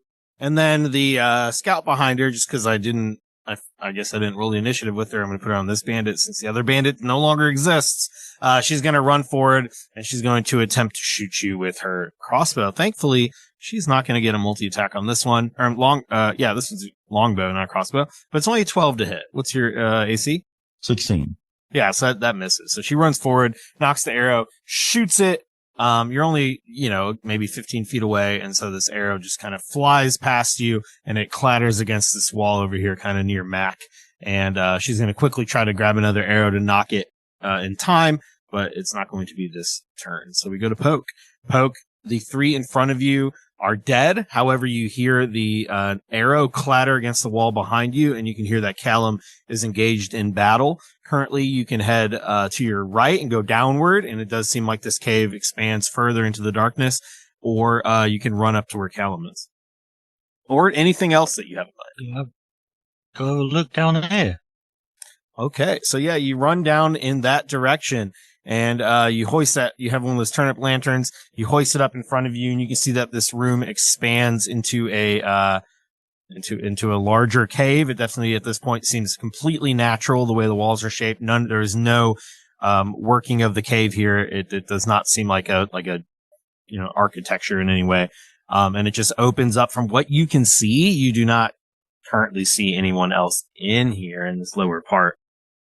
But if you want to go that way, it does kind of look like it's going to loop around and maybe come up behind these people that are fighting Callum. Yeah, and there's no way Poke's going to know that it does that, but I'll go around that way. Well, I think holding up your lantern, so you can probably- just kind of see that the edge of the wall is there. And then certainly Yeah, as it's you make probably your way best, but around, I'll you'll see get the all hallway, the- yeah. So, yeah, that'll be the end of my turn, because I can't get all the way around. Okay, did you do a dash or anything, or you just want to do a normal action? No, because if I do that, I'm going to end up, in combat, but not able to make an attack. That makes sense. Did you want to ready an action or do some sort of evasive footwork in case somebody attacks you? You could take the dodge action. No. Start dancing or chorus line. Yeah, you could just practice the dance. You can just start moonwalking or something. Okay, yeah, not a problem at all. This is no time to emote. Oh, come on. Emotes are always necessary. You come around the corner. I think you can kind of hear the scouts and the bandits and maybe put together that going north, you're going to, end up coming up behind them. But like you said, you just don't have enough time to get there in this turn. So we will go ahead and move to the other bandit, which is dead. So actually we go right back to Mac. All right. Yeah, Mac will just step out, make sure. Yeah, obviously, I didn't know what happened with all the dead bodies now, but sees how he's okay. So he'll look towards Caleb and make an attack on the dwarf guy. Managed that is melee. Right, it's 10 hit, so nothing. 10 does just not gonna hit. roll back and hide again. Oh, that's not good either. Right. So 23 to hide. 23 to hide. Okay. Yeah, you're really good. Your hiding is working every single time. You're also, the fact that you're in a dark cave probably helps a little bit. And you're the only person that doesn't have a source of light on them. They might not even know that you actually exist. You can go ahead and hide back again. And Calum, it's your turn. This is going to be interesting. Okay. Now, attack the guy in front of me again. Go ahead and attack him again. Okay. Go ahead and roll your attack. Finally, I can hit. Oh, yeah. I'm assuming 21 hits. Yeah, 21 gets him. 10 plus 3. Do that plus 6. Total of 7 points of damage. That's about it. Let's see. What did you hit him with? What weapon? Oh, I used, I'm sorry. I did Eldritch Blast. Eldritch Blast. Okay, yeah, you blast them for 7 damage. They're still standing, but based on the way he shouts in pain, you feel like you hurt him pretty bad. Oh, you can't be shouting him much louder than me. Let's see. What else we got? No, so I'm going to holler to the rest of the guys. We got more people over here. Could use a little bit of assistance. I'm But sorry, watch out I was before it's busy killing slippery. 3 people single-handedly. Running Well- all the way. Well, show me your technique over here. All right. Yeah, I think that's all I can do. All right, then we'll move on to Howie. Howie, you just got done killing 3 people single-handedly. What would you like to do? Slightly overstating it, but never, Howie's going to claim that he did that. Well, you do anyway. have 2 hands, yeah. Yeah. Howie's going to move up to squidge up next to his party member, Callum. And gonna The hardest too- pronounced name in the history of D&D. yeah, and he's gonna have a pot at young Master Dwarf up at the front since it's too close quarters to reach behind him. Here comes a Kowalter staff. 6, I'm assuming, does not Yeah, hit. 6 does not hit. With my bonus action, then we will have just a rego unarmed strike. So let's have that one. A 19, I'm assuming, does hit. 19 does. That's 5 bludgeoning damage as Howie swings a kick at this dwarf. Okay, yeah, 19 hits, and then you're able to kick them. So your kick kills this dwarf. So for the 5 damage, how do you kill this one, Howie? You're just murderous. I mean, I was just imagining, given that it's really tight quarters, that he wasn't going to be able to like kick him in the head or anything. So he just he Sweeps like a sweeps low kick. sweeps the leg, Sweeps the leg, and Johnny. then he hits his head on a rock on the floor, and that's him done. Yeah, from Howie. their perspective, they're like hiding in the darkness, and they're like, we got him. And then suddenly Callum runs up, lifts the light, they jump out, they swing at Callum, they barely hit him. Callum hits one of them with an Eldritch Blast, and then this Dragonborn just comes flying out of nowhere and just kicks him to death. Well, that's pretty good. That's a pretty good technique. I'm glad you came over to demonstrate it. And I'm thinking the whole time I could be his manager when they invent movies and action stars right here. That was my Master Soul High taught me that. That is just amazing. Anything else, Howie? No, that'll do, pig. That'll do. All right. We move to the bandits' turn. This one is going to, once again, the arrow that they knocked last turn, they're going to launch it straight forward. This time, I think they're going to attempt to shoot Howie. That is a 6 to hit, though, and so I don't think that's going to hit. No, Jeremy, no. She's going to shoot you, and she's going to go, damn it! What is up with these people? And then she's going to jump out of the side, and then you're going to hear a shout, like a chorus of shouts. Ah! And suddenly, out of the darkness in front of you, come running 4 more bandits. They just come charging out around the corner of the cave. They all seem to be armed with short swords, and they're going to rush in. They're just jumping over or attempting to not stomp on their dead friend too much, but what can they do? And they're going to run forward and they're going to start stabbing. The first one, I do think just because of the close quarters, even though technically you're allowed to move through friendly characters, you can't end your turn on a friendly character. So I think only the front 2 are going to actually be able to get any swings in. One of them is going to swing at Callum. So with our multi-attack, we have a 6 and an 18. So does the 18 hit? And did you want to cast shield? Yeah, I'm going to have to cast shield. All right. Burn the spot. So that brings me up to a 21 AC for the rest of this round. Perfect. So yeah, so they run in, they start coming, they try to swing at you, but neither of them hit. The other ones are going to swing at Howie with the multi-attack. Come on. And 15 I'll and take 11. the lot of you on. It is a 15 hit. Does it? No, it doesn't. All right. So yeah, once again, they both, it's Does just it? close quarters. The fact that you're you're in this hallway that's just maybe like 7 feet wide, a little bit more. There's just not a lot of room for them to maneuver here. And we will move right along to Poke. Poke, it is your turn. You can definitely hear all this going on. In fact, as you back up, I think you hear the lady that shot the crossbow after she kind of cursed. She steps back and you can hear her breathing. She's maybe 15 feet ahead of you in the darkness. You still have that lantern, so she probably knows you're coming around this way, but can't see around the corner, of course. So if you run up on her, she I'll turns running in with my pitchfork pointed at her. Yeah, she sees the light and she's like, "Oh shit!" And she's like, still trying to knock the next arrow as you just come sprinting around the corner. Go ahead and make your attack or do whatever you'd like to do. 23. Ooh, 23 will hit. Ooh, that's a bingo. That's a bingo. 6 damage. 6 damage. Ooh, you run up and you stab her in the back. And she lets out a that surely everybody can hear. Anything else? I'm sorry, I didn't see you there. Could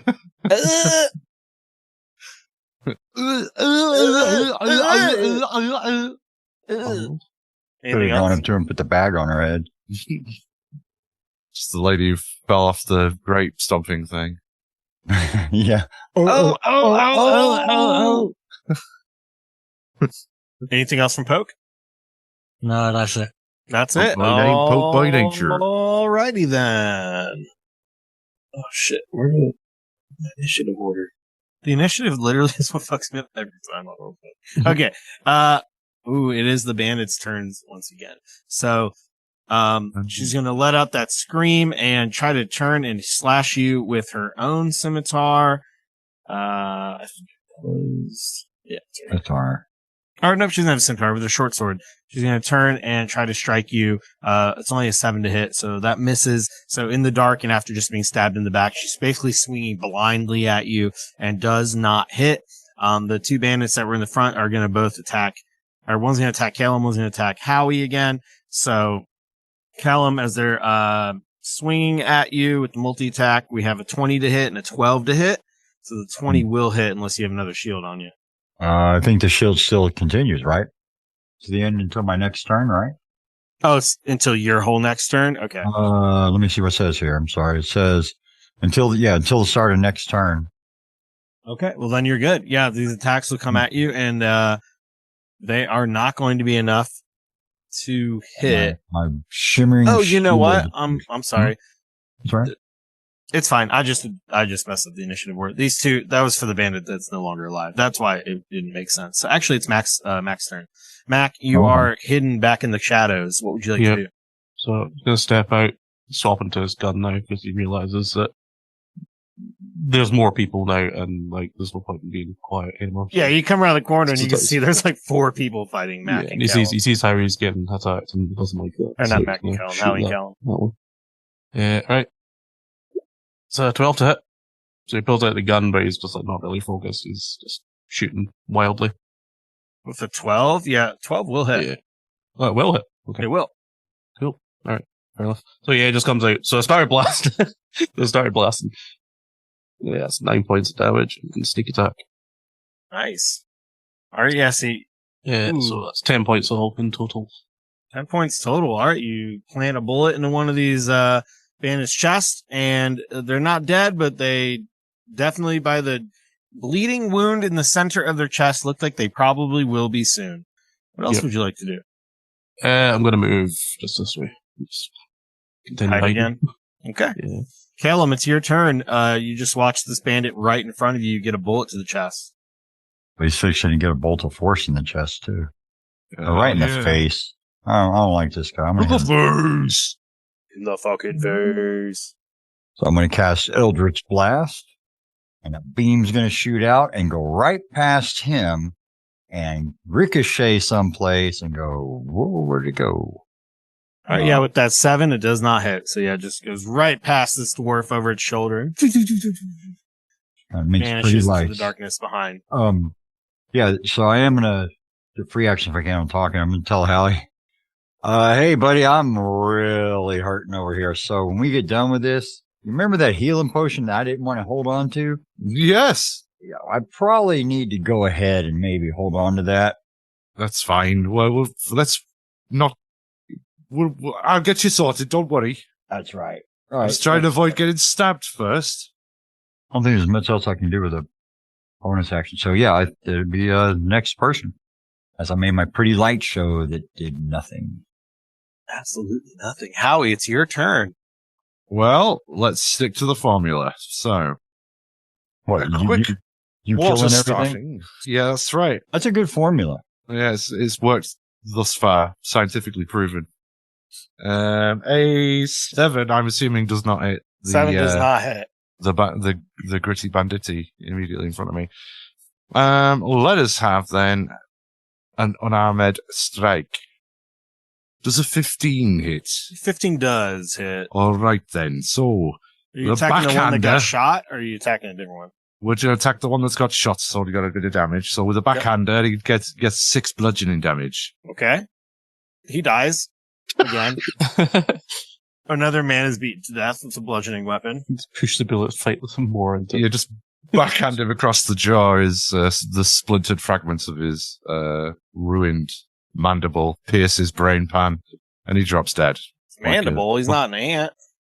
His interior I know, mandible. I His know. jawbone, Jeremy. I know. Jawbone Jeremy. That's Well, what they it's definitely call a me. mandible So I because he's a stopped man. They writing. call him Jawbone Jeremy. Yeah, and that's my bonus action and my action taken. So I'm going to stay up front, holding the line. It is now the bandit's turn. With the one fallen, the one behind him is going to move forward. And when he moves forward, he's going to also try to strike at Callum just because he is right in front of him.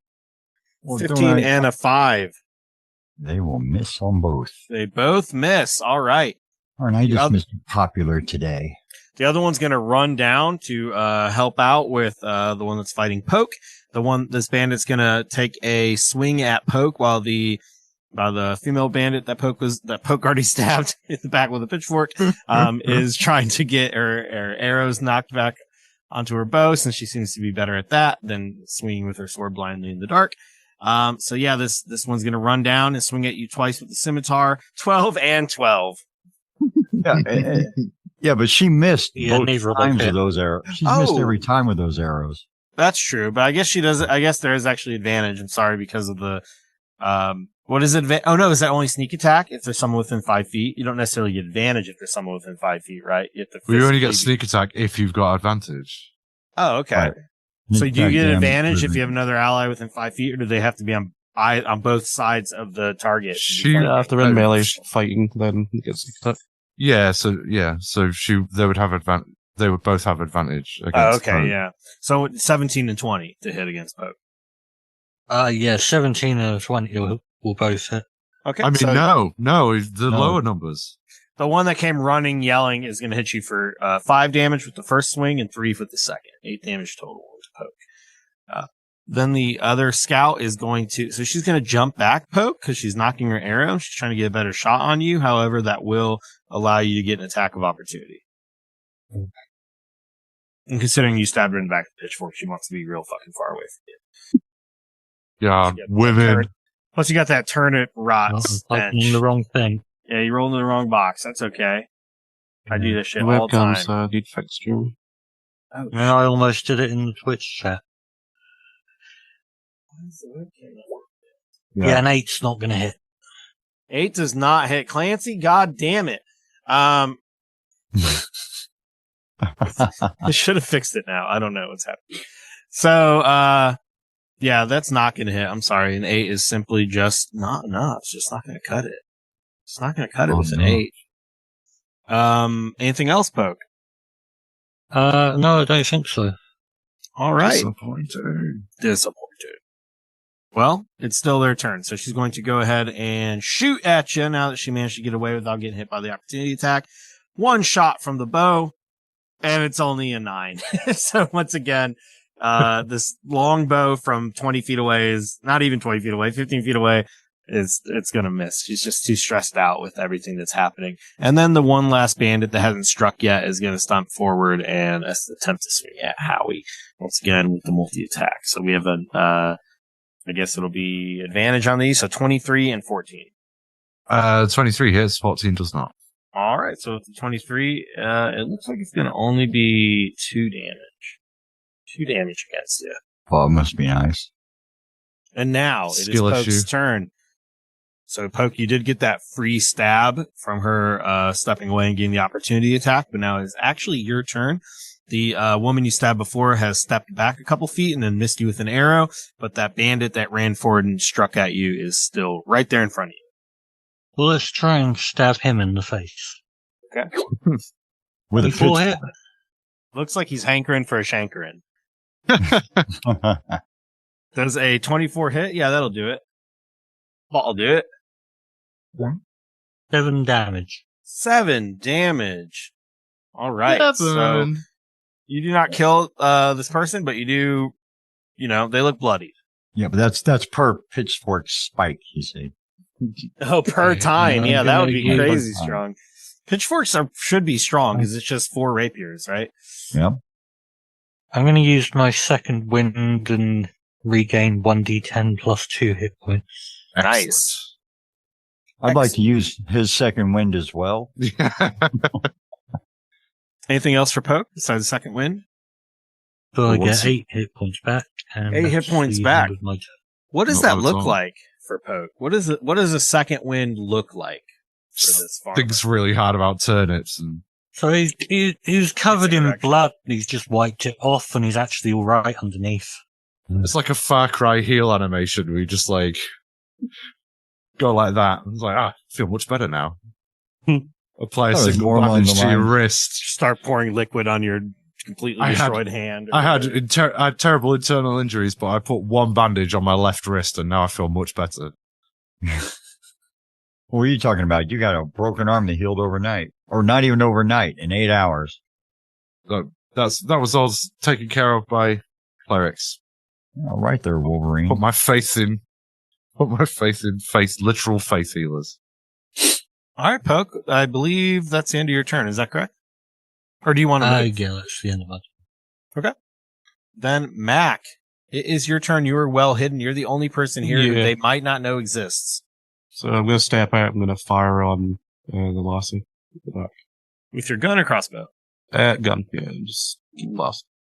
So since Keep she last. didn't see me, I was I get advantage because hidden. So 20 to hit. Damn, boy, that's 20 loud, man. hits. Yeah, that hits. You shoot right over their heads, and let's roll that sweet damage. 5 plus sneak attack 5. is so 6 points in total. Jeez, man, like good roll to hit, but these Just getting Damage ones all rolls every time I'm are rolling. I'm getting crap, a 1 and yeah. something. Well, but the gun's better against ghosts and stuff. than That's it's true, foiled yeah. and- Yeah, these are living. And he's not trying to heal anybody with his gun right now, so. They're temporarily living. They will be ghosts soon. You shoot a bullet, and yeah, it hits her, and you'll just hear a scream of pain. She goes, "Oh God!" And she's holding her side as she is like, she got fucking shot. So I don't Yeah. know how else to describe that other than it really sucks for her. Continues going back. I'm just basically moving back and forward constantly, just dodging and Jump out, shoot, hide. hiding. Yeah. So I got an 18 to hide there. We did establish that Mac is secretly by far the smartest person in the party. Mhm. So, and the only reason Mac loves food so much is because that's how you live another day, right? he needs Yep. that omega-3. Never skip a meal. All right. Anything else, Mac? No, other than hiding now. All right. Callum, it is your turn. I how can't are tell you which of these looking? are- How are you looking? You looking hurt over there? For me? Yeah. Oh, yeah. I'm, Did you say you're bloodied? if I was to put a They brought bloodied fantasy back, by the number- way. 2024. Oh, they brought him back? They brought bloodied back. Bloody's an official thing now. All right. Huzzah. Well, let's just say that if I was to put a number to this, I'm probably only 5 hit points out of 17. Okay. Not 5. On a scale of 1 to 17, I'd say I'm about a 5. Yeah, probably about a 5. Yeah. That scale of 1 to 17, it's one of them prime numbers. Both those numbers are prime. Sorry, it only hits on prime numbers. Yeah. This is a mathematician, not a magician. That's an interesting class to play. A I'd mathematician. fail. I'd lose it. Which of these Did you hear guys- about the constipated mathematician? He had to work it out with a pencil. Disadvantage. Just lost. Okay, 4 which of these years. guys are dead? I can't. Got a guy in front of me. It's got an X on him. An X, like for algebra? No, like for Oh, okay. dead, the token. I thought you were going with the mathematician thing still. Yeah, that one's dead. He's dead. Okay, X so there's is still one going in to front. give it to. So what you see in front of you, I'm sorry, I'll get rid of some of the corpses. I just want to leave them there in case you want to do untoward things with them. So this, yeah.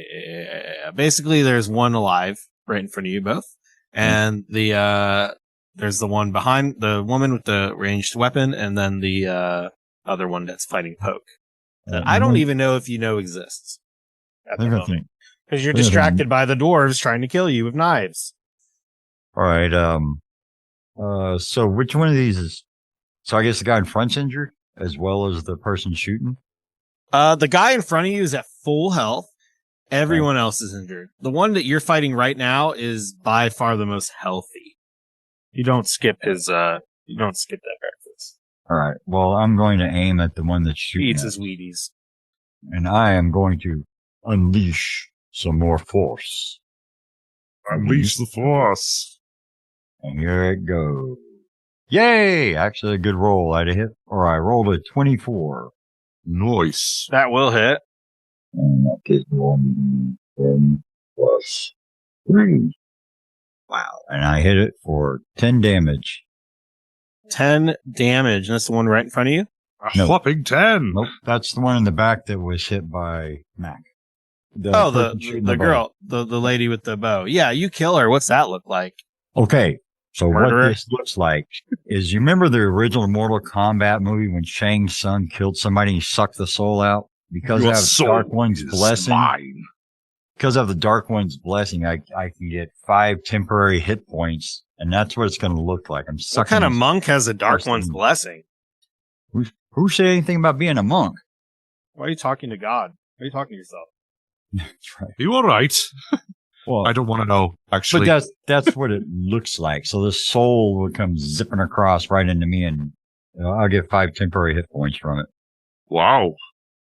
And I did not do Hex because it's still on the other guy.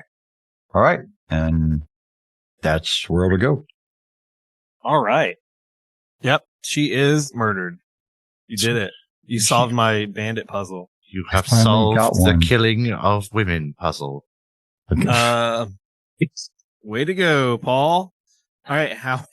Now, hang on. There's other ones on the other side, and there were more of them. And I don't recall laying a hand. At least mine. Yeah, is but not. she ran away, and you killed her. Everyone else was Yeah, what did we say? Hankering for a shankering. She tried to escape. But at least I'm not beating her about the head with a stick or slapping That's her true. around. That seems way I more didn't brutal. swallow anybody's soul. I don't know just why killed them. I killing didn't people- consign them to a life of perpetual, an afterlife of perpetual servitude or agony or whatever it is you just did. Well, you should try it sometime. It's very, very refreshing. Just you keep to your side of the corridor. And I don't want soul stink on me. out of character, it's the first time I think this character's actually done something like that, so he had no idea what just happened. Yes, how he's not happy about whatever that was. That was really freaky to him. I don't know if you ever played Halo 3. It's like the grunt skull. It's like, yay! There's like the confetti and shit shooting everywhere. Oh, that What the fuck Or just that'd be good. happened? Yay! It doesn't do that. Okay, anything else? Sorry to break your immersion. I know I whisked you away to this other universe and then brought you right back to reality. But anything else, Howie? Or wait, why do I still have it on Howie's turn? It's like all the way down. It would be my turn next after. I already skipped Colin. it. Okay. Anything else, Callum? No. That's it. I'm just glad I'm not. Yep, we're good. And I'm it is shocked Howie. going. I have no idea what just happened, but I'm feeling better. Sorry, I'm just, you know how I am, always looking towards the future. Howie, what would you like to do? I don't know if you're like angry that someone else got to murder someone. Howie's he's a bit freaked out by what Callum just did. But the task is in hand, and he needs to continue his killing spree. His friends are in danger, so I rolled a 20 to hit the fella right in front for a 2-handed swing with the old quarterstaff. So that's a 5 bludgeoning damage from that one. If he's still up, he'll get a follow-up. 5 to the one right in front of you? Yes. Oh, he's up Okay. in more He's ways up. than one. Oh, he's turgid and ready for action. A 22, I assume, will hit for another 6 bludgeoning damage. So Howie's thrust the quarterstaff because it's in short quarters. There's not a lot of room to swing it and not hit Pelham in the teeth. So he thrusts with the tip of the quarterstaff, pokes him in the chest with it, and then again follows that up with a kick to the kneecap. Okay. Do you think that's any better by breaking the kneecaps? So, I don't want to break the immersion, but he has 2 health left. So you really fucked up his kneecap. He's like, screams out, grabs his knee in pain. He's like all but falling over, to the ground. So yeah, you probably should have just went for the head because with the amount of force you hit his kneecap with, you felt it shatter. You exploded it like a blood sausage. You can't stand, you can't fight. Unless he knows some fancy graphs, but I bet he doesn't. Anyhow, that's my turn. I just feel like you need some kind of theme music every time it's your turn. Just some kind of dun-dun-dun. Men of Harlech. Men of Harlech, stop your dreaming.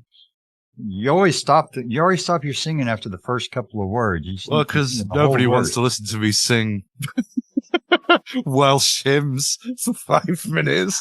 I do. I would love that, actually. Can we do that? 5 minutes. I've been contacted by people who listen to podcasts that say, that Gerundu guy, man, he sounds so amazing. What His a golden voice. Like angels. Get him to sing some songs for us. Well, I'll see what I can do. Mm-hmm. Well, so I'm picking out some 80s grunge rock. Yeah, by all means, I will do that anytime you like, except in the middle of this combat. Yeah. I'm all business, you know. We'll get this sorted. Yeah, if anyone that stays at the end, Gerundu's going to do 5 minutes of Welsh hymns. That's right. I'm gonna sing Men of Harlech 5 times. And the dwarf just kills himself. Not because of the hymns, because of Gerundu's voice. I'm just kidding, Gerundu. You're probably the best singer on here. I don't know. I know I'm not. I think you were a singer at some point or something, right? Correct. I fucking suck at it. You were? Whenever I sing, all the cats come around thinking it's mating season. I haven't quite figured out the correlation yet. Yeah, Gerundu used to be, what was that band called? Rolling Stones? The Occupier. I was in a band called The Occupier. Once upon a time. The Occupier. Okay, okay. Wait, that was you? I've got all your stuff. In that band that played in, about a 50-mile radius. Very small pocket of England. But yes, I have sang. I mean, compared to most countries, 50 miles is a pretty good percentage. Yeah, sure. I had fun. Sorry. I'm just used to living in a place that's gigantic. Anything else? No, my friend, you've taken the piss out of me quite enough. Somebody else can have the spotlight. All right. Well, good thing it's the bandit's turn. So the guy with the broken kneecap and the one that's about to get shot to death or stabbed with a pitchfork or both. This bandit is going to run forward, and I think just because you're the one that hit him right in the kneecaps, Howie, he's going to attack you. So you got 2 hits coming at you. They're not going to have advantage anymore. You got a 20 and a 10. Coming back. The 10 hits, but the 20 doesn't. No, it's the other way around. But yes. Other way around. 3 damage. 3 damage. I think he swings at you, but it's kind of like Rurouni Kenshin or some shit. He hits you with like the blunt side of the blades. So it just hurts really bad, but I'm not a murderer, so I'm going to beat you with the blunt side of my sword until you die instead. Wait for me to die of boredom. The other one's going to run forward and attack Poke.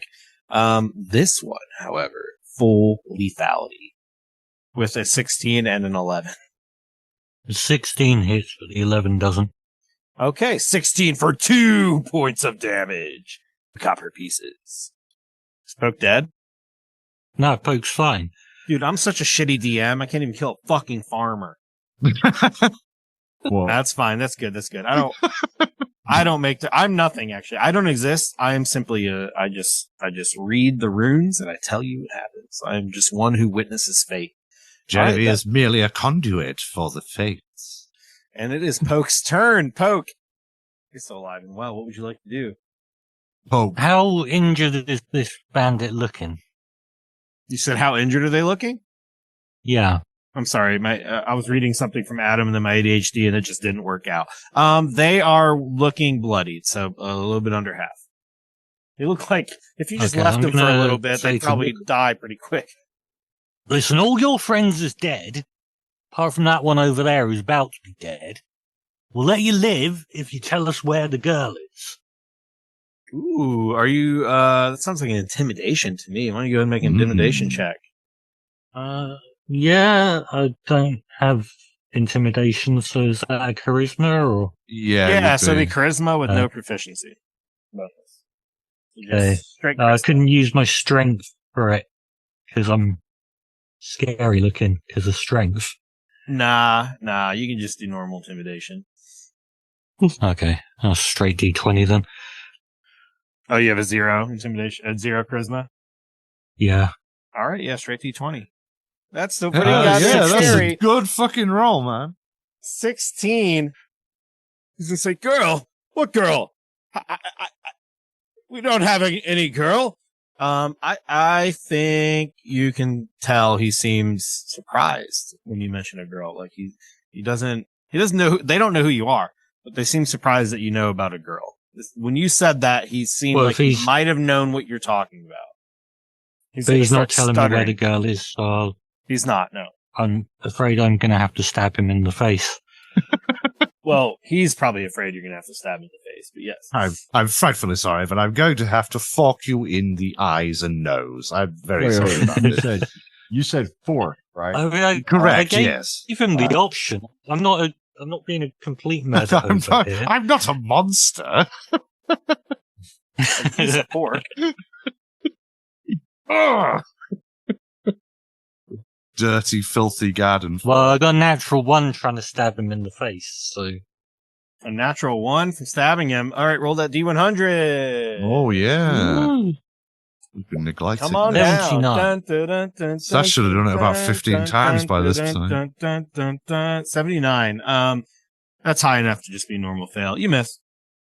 That's it. That's all you get. No flavor. Yeah, he's a dwarf, and I was trying to stab someone who's a normal height. Your punishment is no description. You miss. I can't tell if he's really small or if he's just far away. He's just far away. He's not small. He's just far away.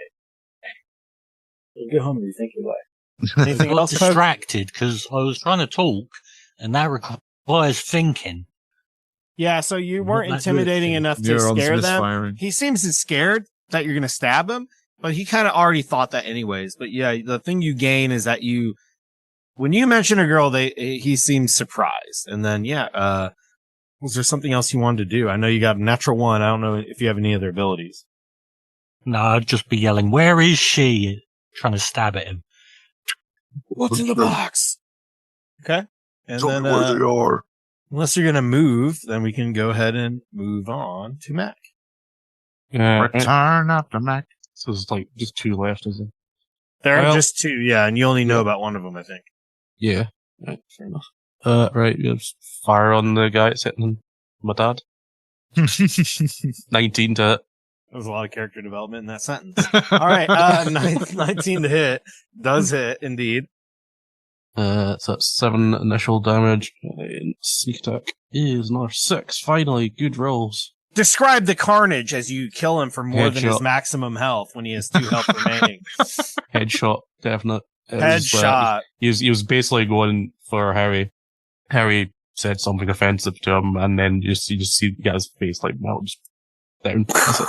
Blows up, grunt birthday skull. Yay! Confetti everywhere. Yeah, you kill this fucking dwarf. He did. That dwarf did. How he just looks at his fist in disbelief for a second and then turns around and sees Mac and gives him a thumbs up. Yeah, I'm gonna move forward in front of the party. Just gonna hang out there.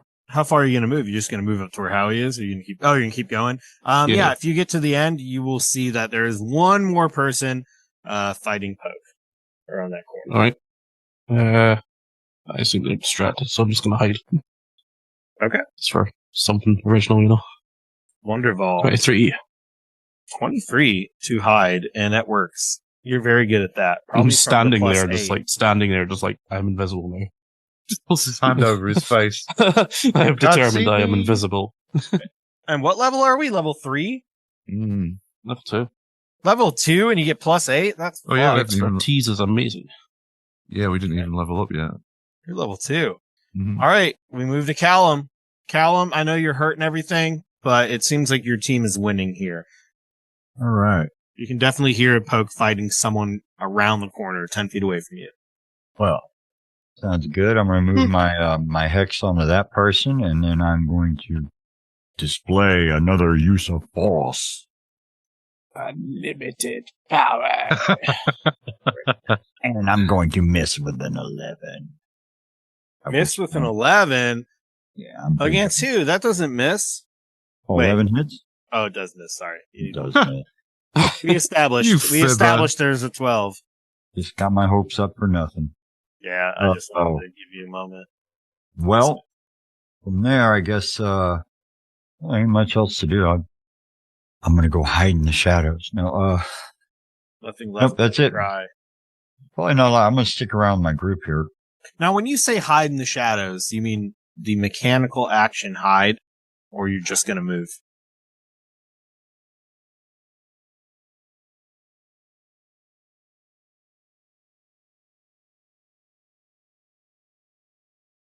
No, I was kidding around. I was trying to do what Sash was doing with Okay. Mac.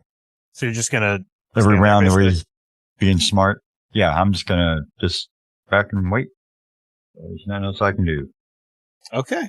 Howie, it's your turn. I feel like you need a nickname at this point, because you're just fucking you're a murderer. You're a literal murderer. is how he does it! Okay. And then how he does it. He sprints towards the last remaining, Yeah, you definitely Dude. listen to music. and I'm gonna mix up this time. He's gonna sling his quarterstaff round the or try to anyway, around the sort of throat of the last remaining guy and restrain him. So I guess that would be like a grapple check. I don't know how that would work functionally. How do you want to make this work, Jeremy? You're going to literally restrain him? I want to try and restrain him because he's the only one left as far as we know, and Well, how would you like to do it? If you're just going to use your arm, gonna your use- grapple was- check, but if you have like a, was going like if to you're going to put a blue bag around his head or something, that might be different. Harry does not hold the blue bag. He is Okay. I'm not the so holder of it- the blue bag.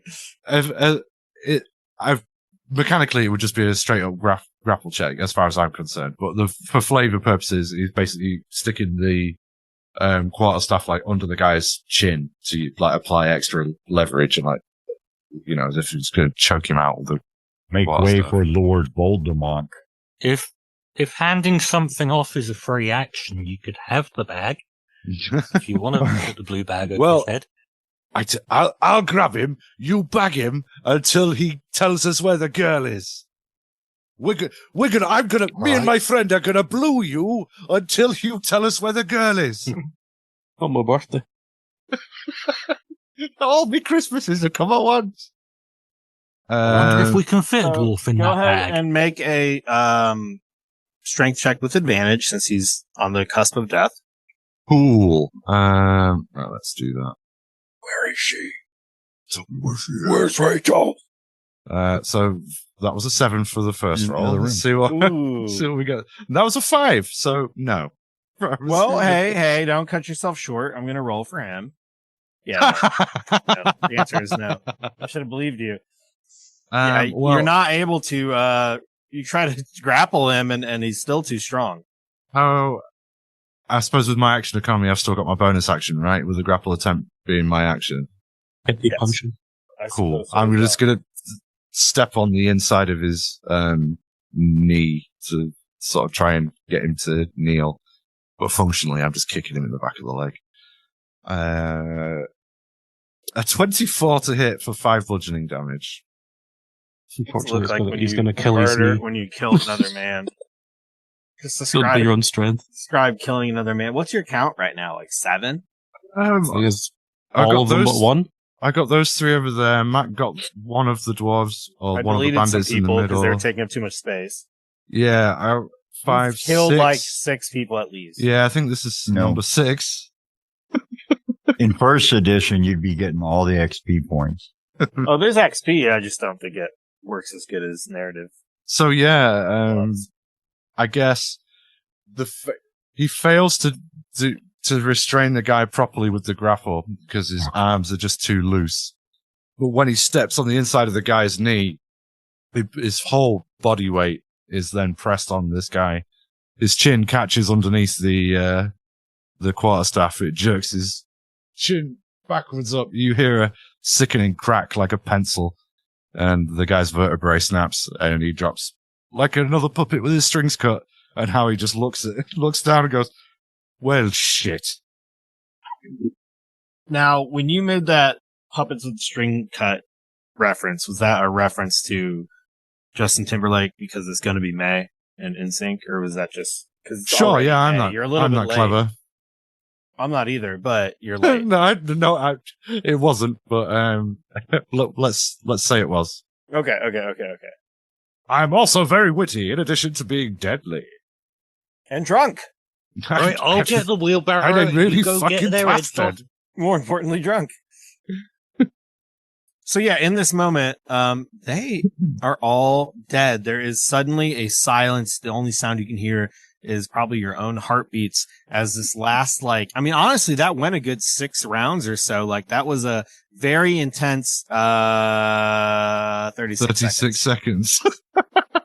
So, for the listeners out there, that, is about how long it took my brain to do D&D's math. fucking crazy. 36 seconds just went by, and I'm sorry, Poke. What were you saying? Well, I was saying I'll go get the wheelbarrow. You get their heads off. Right. Well, I tell you what, I'm knackered. He only wants the heads, right? Yeah. I don't think we need any other bits. But for the time being, I'm going to have one of these All right, healing well, potions, and I think, Callum, you look very much worse for wear, pal. Here, have one of these. Oh, well, I appreciate that very much. Now, I got to tell you, I'm very impressed with your wow. I think that's the technical term you have for it. Oh, it's nothing, Callum. It's all right. It's just a bit of physical conditioning. I keep myself in tip-top physical shape through the routine consumption of vast amounts of alcohol. Now, that is an interesting approach. I may have to be your It's not trainee for under everyone. that. I'll warn you, it's not for everyone. It requires a disciplined mind. Probably a high constitution, too. Yeah. I guess we're going to, we need to search the bodies, definitely. For sure. I think we probably should be picking a couple of these guys, looking through them, see if there's any other clues as to what's going on, especially that, some of those, that mysterious note that we found earlier. And then I still have that note about the skeleton, right? Are we sure there's nobody else down here as well? We might want to just make sure we've cleared it out. I can go scout. Yeah, go on, Mac. Back there. I can go scout. I'll come back over to this side and I'll search the bodies. Howie's going to have one of those heal potions. That's what, 2d4 plus 2. What a crap roll. 2 ones plus 2, so 4 HP, but better than none. Poke's gonna go and get the wheelbarrow. So you're going to go up. So Poke's going to go up the stairs into the other room, up the other stairs into the room with the turnip stew, down the hallway, and then grab the wheelbarrow.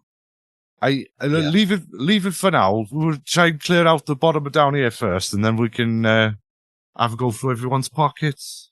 I mean, he's welcome to do that, but that will be multiple minutes that you will be away from the party. Just want to. It's going to be a 2-man job getting the bloody wheelbarrow down that spiral staircase. It's going to be loud, too. Well, I was just thinking they're all going through the people's pockets while they're doing that. I can get the wheelbarrow. What I was saying, I was hoping we could press on, but if we're going to do that, if we're going to stop for 10 minutes and have a good go through everyone's pockets, then yeah, why not? Have a short rest while looting.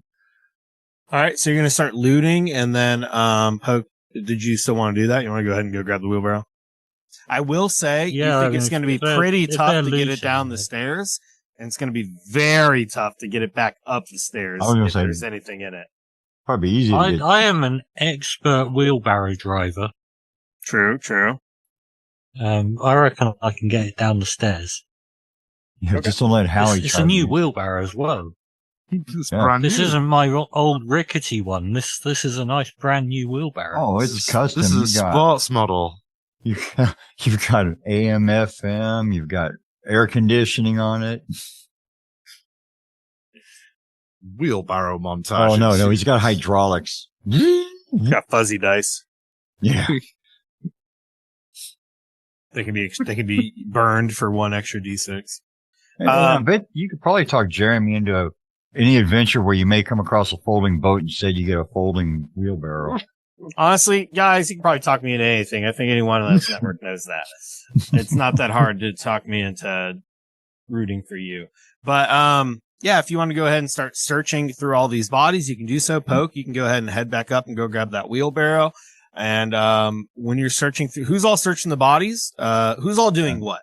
I just want to say. While you're searching, I do want you to know, like, Mac, you started walking down and you have, dark vision. What you can see as you're walking down towards this cave, you see that it extends forward. There's two paths in front of you. One goes to the left, and it goes into just a short alcove, like maybe 15 feet in front of you, and it kind of hits a dead end, because it was like a natural cave, formed by erosion, hundreds of thousands of years ago or whatever. And then there's another one, to the right, which seems to extend further into the darkness. You, looking into here, Mac, you see, a little bit of light. And I think that little bit of light is very apparent to you just because of your dark vision. It seems like there is kind of like a two more paths that way. One is really dark and one to the right. You just see the slightest bit of light coming in from that direction. But that is kind of all you see from where you were at right there with your dark vision. No worries. You certainly don't see anybody, standing anywhere, but I'll go ahead and reveal that for our, viewers just so you can kind of see that you do see it does extend, and then there is some sort of just the slightest bit of extra light coming from this kind of more southern area. The rest of you, who's all searching bodies? I'm off on the ones on the left. Okay. Okay, well, Power, you will take the ones on the right then. All right. So go ahead and you can search through them. I will say automatically without having to make any rolls. All of them are going to be wearing, some light leather armor. They're going to all have a scimitar. The, two women that have the longbows, they're going to be, wielding short swords. So at minimum, you're looking at about 5 scimitars, 2 longbows, and 2 short swords. You're also looking at 7 sets of light leather armor. So if any of you need any armor, they're about average size. The ones for the dwarves might fit like Mac or something, but they'd probably just be a little bit too wide. But in terms of length, they might fit a little bit better. But yeah, most of them are dwarves. No, I was mainly looking for any kind of clues as to who these people are, what they're doing here, because we found the other stuff. Anything outstanding, but basic armor and mundane items like that. Intel. We can leave them here, and we can strip these off later, pile them up in the wheelbarrow, and bring that instead of the corpses. I mean, all these weapons and armor would probably fetch a nice little bonus in there anyway. We'd sell them. I don't need any of this crap, I don't think. Do the weapons and armor look like of a better term, like they're uniform for everyone? So what I'm trying to see is, are they wearing like piecemeal stuff? So anybody wearing anything that's obviously from the town guard that was sent up here before? Anything that looks kind of out of place that's on them, right? No, not that you notice. Okay. Oh, Cool. we got that. I guess we're waiting on. So, is it going to be Poke or Mac that's next up? Well, we're not currently in initiative, so you are welcome to kind of keep exploring as you want. Mac, what are you doing? You're kind of over there. Were you going to go just wondering. further? Yeah, I'm just wondering. I'm gonna go towards the light. To the light. Since he's kind of like looking around, he's realizing that Harry's not around, so he's just like doing kobold things and just being all manic and running around.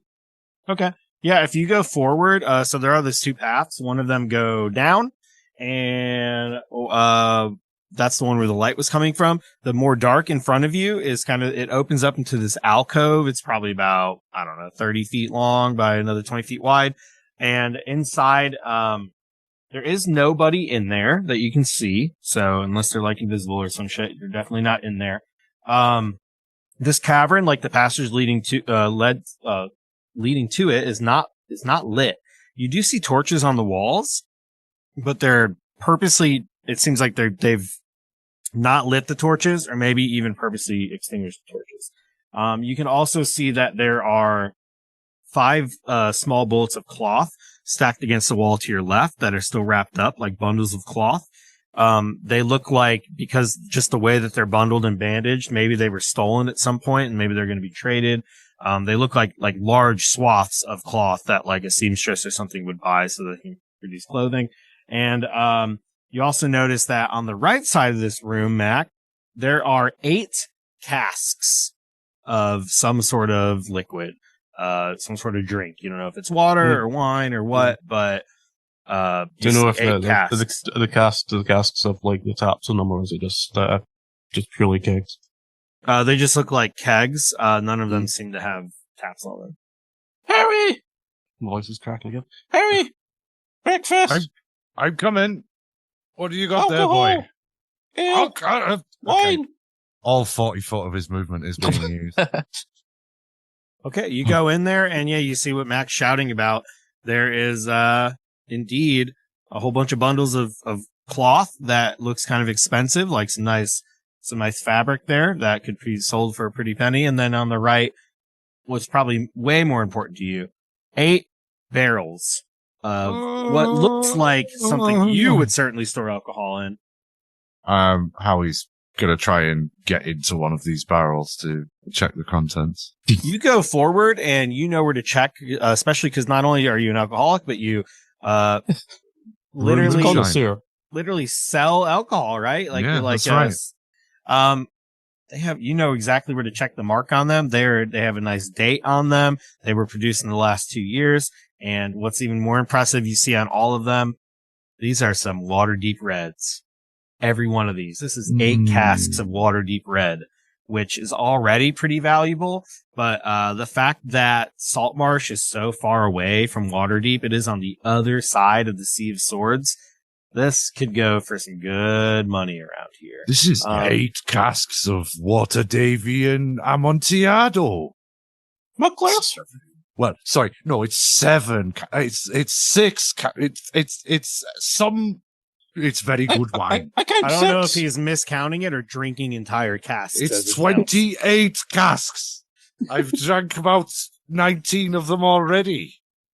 But this is very, very, very, very, very good wine. Yeah. It's wine? Yeah. Ah, damn. I was hoping it was alcohol. I was thinking, wow, we could light one of these things and roll it at people and boom. I mean, we could do that, but they just get wet ankles rather than a satisfying explosion. Explosions And I don't want to waste it. This is Water Davian Red. You could open up a church with all this wine. And there he is, drinking down his wine right there. Harry passes out, and then we take a break. Oh, yeah, that's the stuff. You're going to go ahead and start drinking it? Yeah. You have like a pocket tap. You're like, oh, I got this shit. And you just start tapping it directly. Yeah, he's got his brewer's tools in his pack. I figured you'd be like bobbing for apples, just dunking your head right in there. Awesome. So yeah, Howie, you go up and you go ahead and tap one of these, and you're going to taste some of this Water Davian Red. And right there is where we're going to go ahead and take a quick break. So we'll be back in 5 to 10 minutes. And we have we've got probably another hour and a half of this for you guys, so hang tight, and we will be back soon.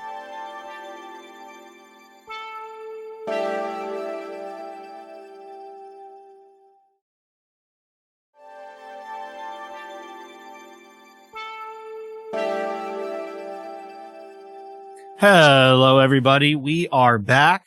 We are ready to play.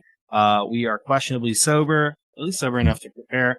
I'm currently getting served an ad on Twitch, so I hope that you are all not getting served an ad on Twitch, but that's okay. I'm a professional staller. So we are going to continue. The bodies have been looted. I will say, all in all, searching the bodies.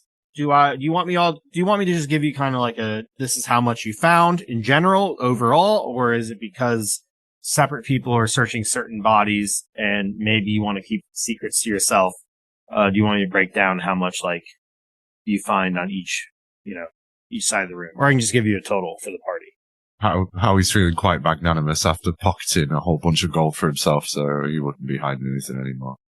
Okay. So. Yeah, so all in all, you don't really... How he's drinking all the wine anyway, isn't he? Yeah, exactly. So that's very true. There's really not much on them. You found about 4 gold pieces total on all these bodies.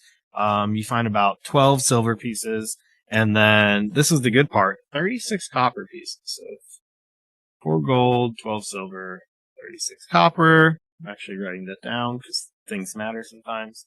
And that is it. So you found, of course, the scimitars we mentioned, the short swords we mentioned, the longbows that we mentioned, and then the light leather armor. So, is there anything else you want to do? Who's got the bag? It's Polka's got the bag, isn't it? the blue bag. The blue bag. Yeah. So it was like, yeah, we could have put the satin in the bag, but it's going to be blue satin bags. I'm kind of afraid to ask this question. Is there anything else you want to do with the bodies? Well, once I get back, I'm going to use one of the scimitars to take the heads off. Okay. Stark. Well, we probably want to wait because I'm thinking there may be some bad people else in here still. I'm waiting for Poke to come. Sorry, I'm waiting for Poke to come down the steps. Howie, are you still in the room with the wine, or are you? He's moving in. What are you doing, Howie? Well, Harry was definitely having a good long drink, and he'll probably just have his mouth around the opening that he's created in the barrel until such time as somebody comes and forcibly stops him. Okay. I never made you do this yet, just because it was so integral to your character, but because of the sheer amount, go ahead and make a Constitution check for me. Will do. Okay, so this. The 3. Howie, I hate to say it, bud, but you were drunk. Oh no! So you Yeah, shucky darn. Could you just choose to fail that Constitution? Hey, You are officially drunk. So as drunk, you will now have disadvantage on attacks and ability checks. Oh no! Almost all of them. The only ones you won't have a disadvantage on at this point are things that rely on your charisma, because you're not drunk enough for that. Normal people would be, but you're a professional. What about his dancing? Is it better? It might be. Yeah, we'll have to see if he wants Well, a performance I check. guess that would be a charisma check, wouldn't it? So, Hey, Does he it's get a unaffected. bonus on his charisma because he's like quite a nice drunk? I think he's past the most people think like 2 beers, you're better. 3 beers, you start going down. 5 beers, you're drunk. I think he's a little bit past the 2 beer mark. So he's starting to be where he's no longer benefiting from it, and he's starting to slowly go downhill.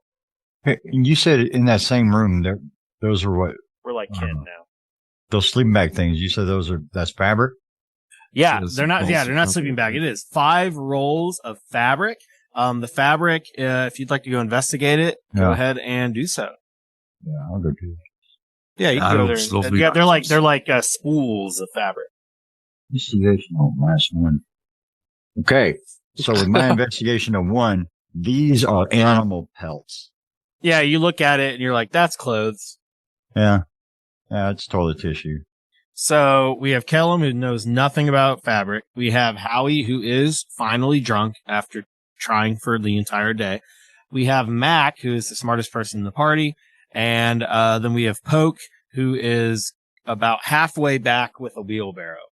Mac, what are you doing? Are you going to stay by Howie, or are you going to start wandering down into this cave? Nah, Dad's got it. He's having fun. He's just gonna keep wandering down there. You're going to keep wandering? Down south, yes. Sure. You start going down, and you see that this cave opens up more south, and in this room, you see a couple more spools of fabric. You see a small table that has some stools next to it, and it looks like someone was in the middle of a card game, and that card game was abandoned. And you see a candle on this table. It's about half burnt. It's still lit, and you could assume that this is probably the source of the light that you had noticed a little bit earlier. And Mac, go ahead and do a perception check, please. Rolling dice in the dice game. I'm sorry, Juranji's antics. I don't come across on the podcast very well, but they get a chance to come in here and rewind Twitch up a bit. Yeah, I'm immune. I've known him Natural for, 20. at this point, a sixth of my life. So, Natural 20 for 21 somehow. I've known him for Max moment to 80% of my shine. life. Natural 20. You're looking at this, and then you hear a footstep, and you know, Mac, someone is running at you from the shadows directly in front of you. I will allow you to get one action off before something happens. Someone is running from the darkness directly in front of you. Right there. The path continues, and you hear a noise before you see it, and then you see the silhouette of something bigger than you, humanoid in shape, charging out of the shadows. What would you like to do? Kind of action dash. Okay. And then just sprint run back off? and then start going, somebody's here! Yep, and sure enough, you'll hear a clattering, like a sliding sound behind you, like someone sliding on the stone floor of this cave, and then like a clattering of the stools. Whoever it was running in so fast that when you moved, they didn't expect you to know they were coming, and they knocked over some of these stools, and it makes quite a loud noise. And there is definitely someone down there.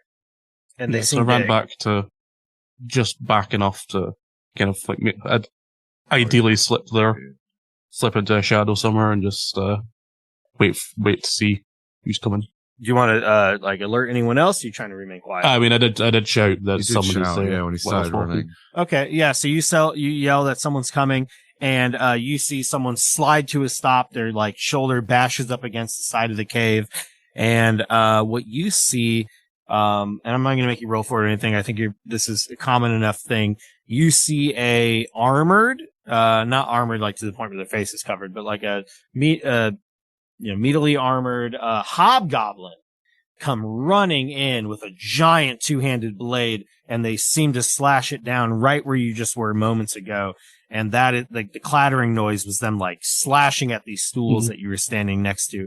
And there is a hobgoblin, and it's going to look up, and it seems to be looking right at you. I don't know if you know much about hobgoblins and their ability to see in the dark or anything, but it seems to be looking in your direction, and it's going to go, "Come here so I can kill you!" And it's going to start charging forward up this kind of winding path towards where you're all at. And yeah, this hobgoblin is running up that way. What would anyone like to do? All of you hear it. The only person that might not hear it is Poke. Poke, I would say at this point, you have the wheelbarrow, and you are probably about halfway down the first set of stairs that come from under the trap door, and you're like getting it down to the basement. And so you wouldn't hear it. But everyone else, you definitely hear this loud, deep voice screaming that they're going to kill you. Okay. Go ahead. I was just going to say Howie, with no hesitation, is going straight out there to go help his boy. So, And you are drunk. oh yeah, Okay. oh yes. So yeah, Howie would be heading out there. He would. I don't got to ask Run to that question. He wouldn't. I guess he wouldn't see Mac because he's hiding, but he heard him scream, so he's gone to investigate. I'm gonna go back. What's the equivalent that you've drunk in Stella? I don't know. Jeremy said I was about 2 beers in, but that's on top of whatever Howie's baseline is, which is pretty high. Well, I was saying 2 is normally where people are. 2 beers is normally when people are more fun. After 2 beers, you can kind of start telling they're drunk. That's what I was getting at. Can I? You're no longer benefiting from the alcohol. Now it's starting to. No, it's a hindrance now. So yeah, I don't know. Can we hold an 4 or action 5 for a Stellas. spell? Can you do what, Paul? We can hold an action for a spell, can't we? It's not just a melee attack. Yeah, you can hold a spell. All right. Since I hear everything coming around, scaring the crap out of me, I'm going to be back here behind Howie and Mac. And if I see something coming around the corner, I'm going to nuke it. He'll be nuking round the corner when he comes. Yeah, there's a literal, you hear him yelling and charging. Doom, doom, doom, doom. He stands about 8 feet tall. There's this huge hobgoblin running up. He's got like a man bun tied back. He's got this, steel plated armor. It looks either like a heavier version of medium armor or a lighter version of heavy armor. He's got, he is in much nicer armor than anyone you've seen so far. He is huge. He is running by himself with a 2-handed blade. He is charging here confidently, thinking he can slay all of you by himself. No fear, running towards you. Callum, what do you want to do? He comes right here into the torchlight. Oh, right when he comes around the corner, I'm hitting him with, bonus. Well, you can't do a bonus action with that. I can only do one action, right? So. Well, we haven't rolled initiative yet, but yeah, let's go ahead and start with just an action or bonus action. You get Because I was holding it. one response. Well, we're not in initiative, so that doesn't really matter yet. But yeah, you get like one thing before I probably make us roll initiative. Oh, I'm launching my wave of force at him. Ooh, what's that do? See, that would be the Eldritch Blast. And I rolled a 16. You roll a 16. Yep. That will not hit. Uh-oh. Well, it just shimmers around him, make him look pretty. And all right. Then that was my held action. Okay. I'm not that good of a warlock. If y'all notice, I keep missing. So yeah, he comes running through screaming. Mac, he's going to run right at you. He's going to go ahead and swing this sword. I was wanting to do something, but what were you going to do? I was just waiting my turn for everyone else was talking. So I would have tried to hide, I would have ran back and then tried to hide around the corner. Try to hide? Sure, make a hide. Go ahead and roll for hide. You'll probably be pretty good at it. Yeah, hopefully. 19. 19. Okay, so he comes running up. Where are you hiding at? Around the corner, just enough. Like near the casks where the wine was? Yeah. Okay. So he's going to run up here. He's not going to see, I think he kind of recognizes you were a kobold standing there and he's going to run and try to smash you in the candlelight, but you're not there. And instead he sees Howie and Howie's going to swing at you. All right. He gets a 15. That will not be enough. All right. So yeah, he's running up. He sees you. He's pretty sure you're not the original target. So he might be a little bit surprised that there's more than. I dived around the corner and then came back as a dragonborn. Yeah. It's the opposite thing from earlier. Is he bigger or just closer? He goes to swing and he hits the side of the cave wall right next to you. Let's go ahead and roll some initiative real quick. True. You all That was hear close. shout it. You'll hear him go, "They're over here!" And there's scuffling coming up from down further in this cave as more people seem to start running up. 24. Hell yeah, brother. 24 is pretty good. That's for Mac. Mac's 24. You got a 18, Howie? Yeah. Yep. All right. For some reason, yours adds automatically to the initiative. No one else's does. What else we got? I think it's because I do beyond 20. The beyond 20 that would make sense. That would make sense. So Callum is going to get a 6. Big old 6. Yeah, I'm just looking at my fingers going, what is wrong? What do you get, Poke? I'm not even there, am I? No, but because I think that's actually even more important to kind of see where you're at, just so we can kind of time when you show up. I think at this point, you're probably right at the top of the stairs, the really narrow stairs that head back into this cave after the secret door. And, so you got an 18, so that's great. I do think you would hear, especially because it's a cave and the echoing and he's not trying to be quiet, the voice where he screams "They're over here." You're probably hearing that just as you go through that secret door with the, wheelbarrow. And this is probably the most dangerous part of your entire trip with this wheelbarrow is going down these really steep stairs. So yeah, you hear that and you do get that 18. Who has the higher initiative between you and Howie? Mine's +1. So. Mine's +3. Okay. So I'm just going to put I'll just go ahead and put Poke in as a 17 then, just so it works out. All right. That is good. Let's start off at the top of the initiative with Mac. You got that 24. Yep. So I'm just gonna pop out round the corner. Okay. Make sure I've got line of sight. I'll get initiative. I'll get advantage because it's fighting Howie. So this time I'm not just going straight for the gun. I don't really care about people knowing where we are. It's 14 hits, so that's gonna miss. 14 against the Hobgoblin will miss for sure. Yeah. And then I'm just gonna dive around the corner again and hide. Do the hide again. Okay. All right. Not very good tonight. 23 to hide. That's pretty good. Yeah, I would say that's pretty good. Whoops, I just hit. This is wrong button. All right, and then Mac, you're gonna go ahead and hide. We'll go to Howie. Howie, it's your turn. This Hobgoblin's right in front of you. He is fuming. In fact, I would like you to take an insight check real quick. It's gonna be free. It's not gonna take your action or anything. Okie dokie. That's very generous of you. I'm forcing you to do it. 13. 13. This Hobgoblin looks really mad. Like, Be mad. like too mad. Like, as if maybe something's wrong. I see. Like, he's drugged up, or he's, cursed, or there's some sort of spell afflicting him, or he's just, mentally unstable, or something's going on here. The way he's like breathing and panting, and he just looks so angry. Doesn't seem natural. But anyways, what would you like to do? I'd like to and use my breath weapon. So that's a 15-foot cone of acid emitting from my good mouth. So it's a DC 11 dex save to take a mere 1d10 acid damage on a failed save, or half as much on a successful one. So I'll roll the d10 just in case.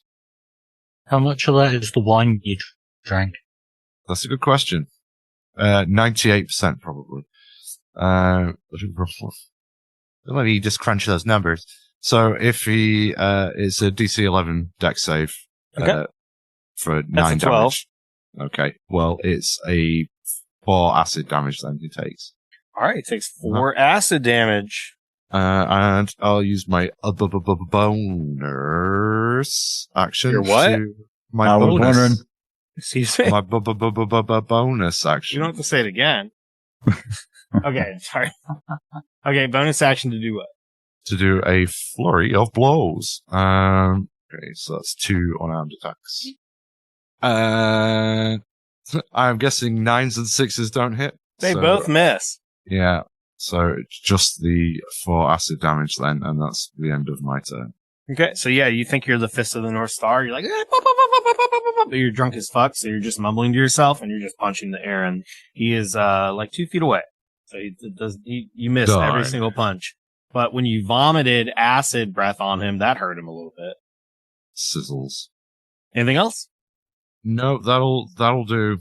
All right, Poke, it's your turn. You are standing at the top of the stairs with a wheelbarrow. What would you like to do? It's a very steep set of stairs. I'm gonna push the wheelbarrow down the stairs. Okay. See if you can maintain control of that wheelbarrow. Go ahead and make a, I honestly think it's like, I don't even know. It's probably like athletics, or not athletics. I'm sorry, like acrobatics or something, to see if you can like get it down the stairs without just dropping it, and then without breaking the stairs. Can it be athletics? Can it be? Well, maybe if you can make a good argument. How do you plan on getting it down those stairs without damaging them too bad? If you can make a good argument. Well, I mean, it's just wheeling a wheelbarrow like it's wheeling it over lumpy, dry, muddy ground.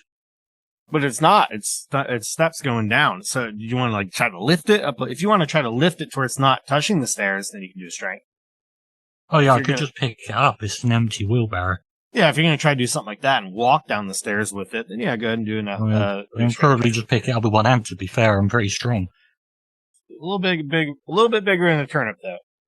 I'm slightly disappointed you didn't elect to try and surf it down the stairs, but well, I suppose a 9 probably means I don't pick it up with one hand and... Probably not with one, walk but down. I think you can use your entire turn to get it to the bottom of the stairs safely. How about that? I mean, it's just a Yeah. wheelbarrow. That works. It's not fighting back, really. It's A nine As is long resisting. as, as long as the wheelbarrow is still intact. It is That's what intact. matters. Yeah, I imagine you're grabbing those handles and you're like kind of deadlifting it a little bit, like trying as hard as you can to not bang it too hard on every step, and like every now and then it still bounces off the wood. As you go, you still hear the steps creaking and kind of bending, but you do manage to get it down the stairs without breaking them. This is an empty wheelbarrow, so we'll see how it goes on the way up. All right, then we will just. I only just got this wheelbarrow. I don't want to put a dent in it already. That's true. Is there anything else you can do on your turn? I know this is a very exciting wheelbarrow. Did we have a short rest? Did you have a short rest? I don't think you completed a short rest. No, I didn't put one through. Okay, then there's nothing else I can do. Yeah, you guys attempted it and then got drunk and got attacked by a hobgoblin instead. All right, then we'll move right on to said hobgoblin. All right, this hobgoblin is pissed as far as you can tell. Or So cursed, or grumpy. drunk, or something's going on. Maybe he's on coke. Who knows? He's sitting there heaving. He looks really angry. Like, he looks like he might be even in rage. He might be a barbarian. Who knows? But he looks very upset. And he's going to go ahead and swing at you, Howie, with advantage. Oh, I don't have to roll twice because it already has advantage. Because roll 20 is the future. All right, 18 to hit. Yeah, that'll do. 7 damage as he hits you Ow. with this long sword. That hurts. He's going to go ahead and expend one of his abilities to, it's not something you can do every turn, so don't be too terrified, but he's going to do it now and try it again. And he's going to hit you yet again, but this time it's only a 12 to hit. Then he does, in fact, not hit me. All right. So yeah, he uses his mystery ability and, attacks a second time this turn, but it does not hit you. So that first one gets you for that 7 damage. The second one misses. And he is still shouting. We will move on past him. It is now the other bandits' turns, the one who are coming up the hallway. So they're going to move up this hallway right behind him.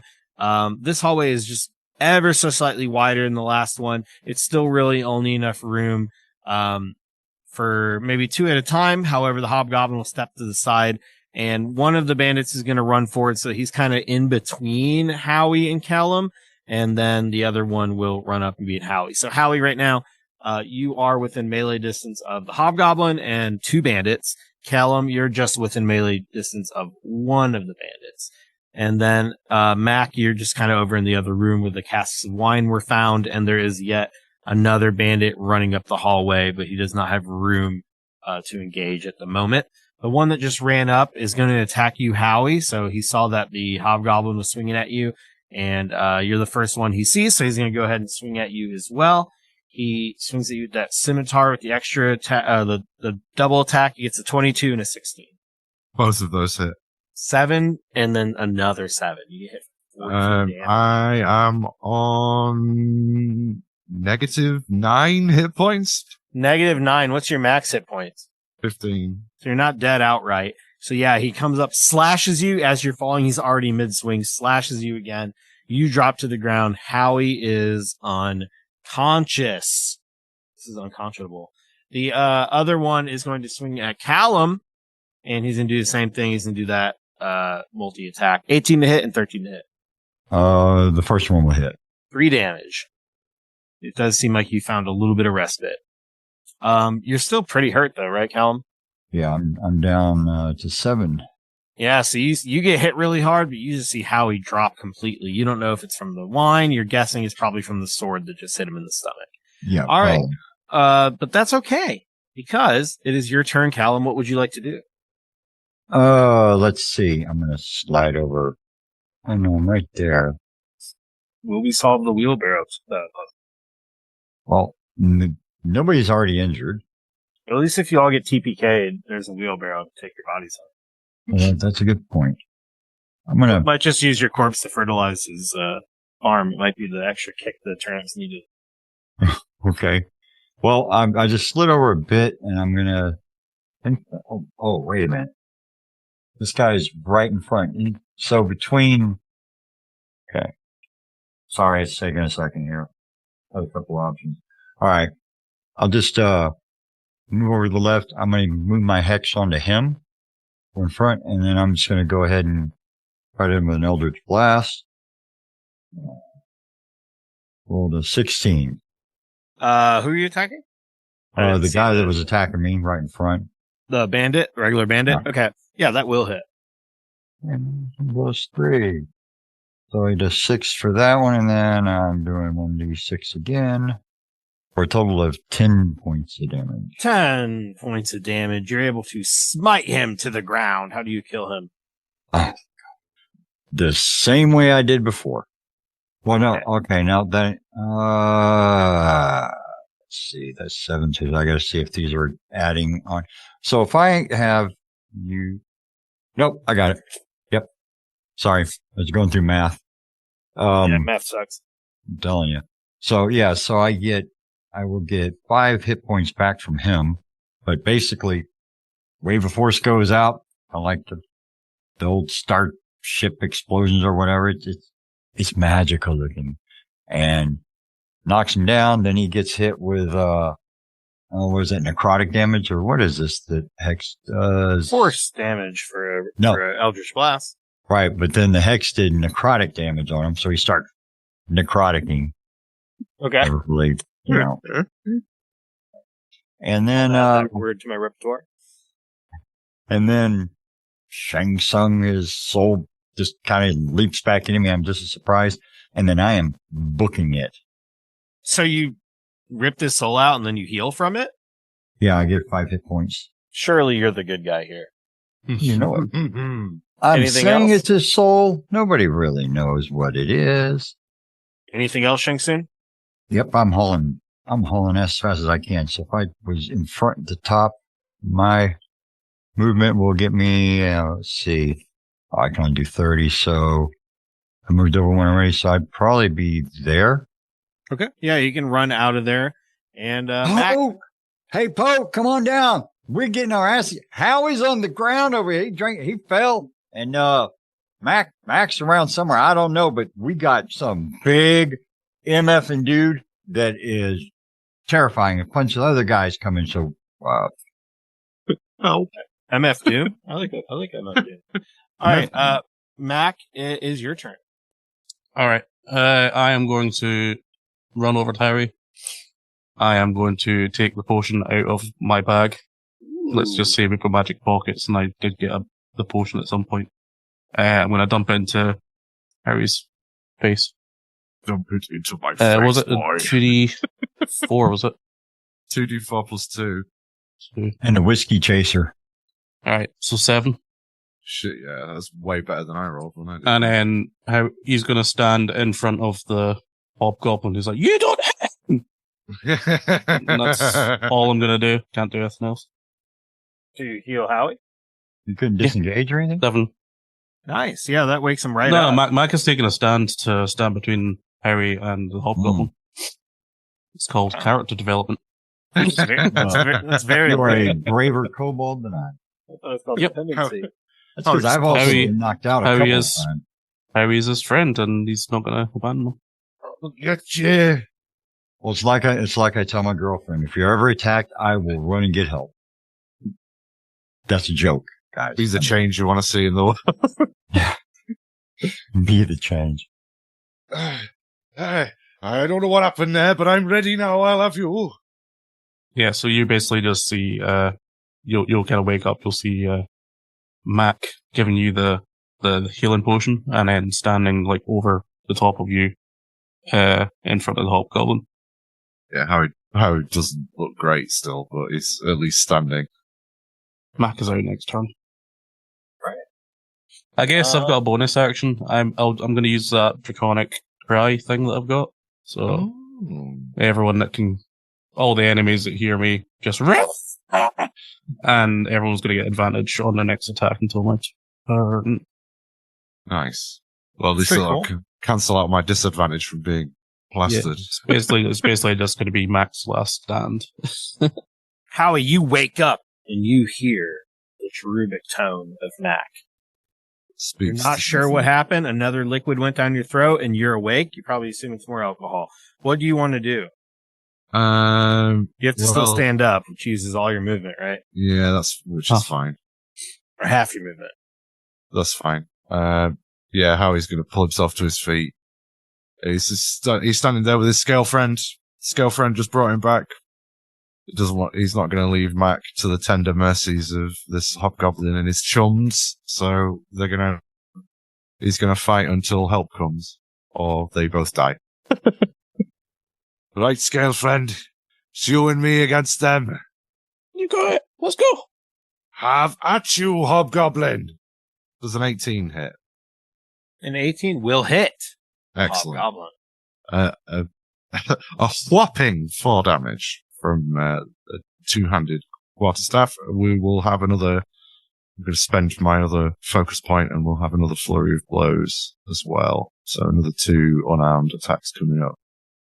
21 and an 18, so they both hit. So that's another 15 bludgeoning damage to the hobgoblin.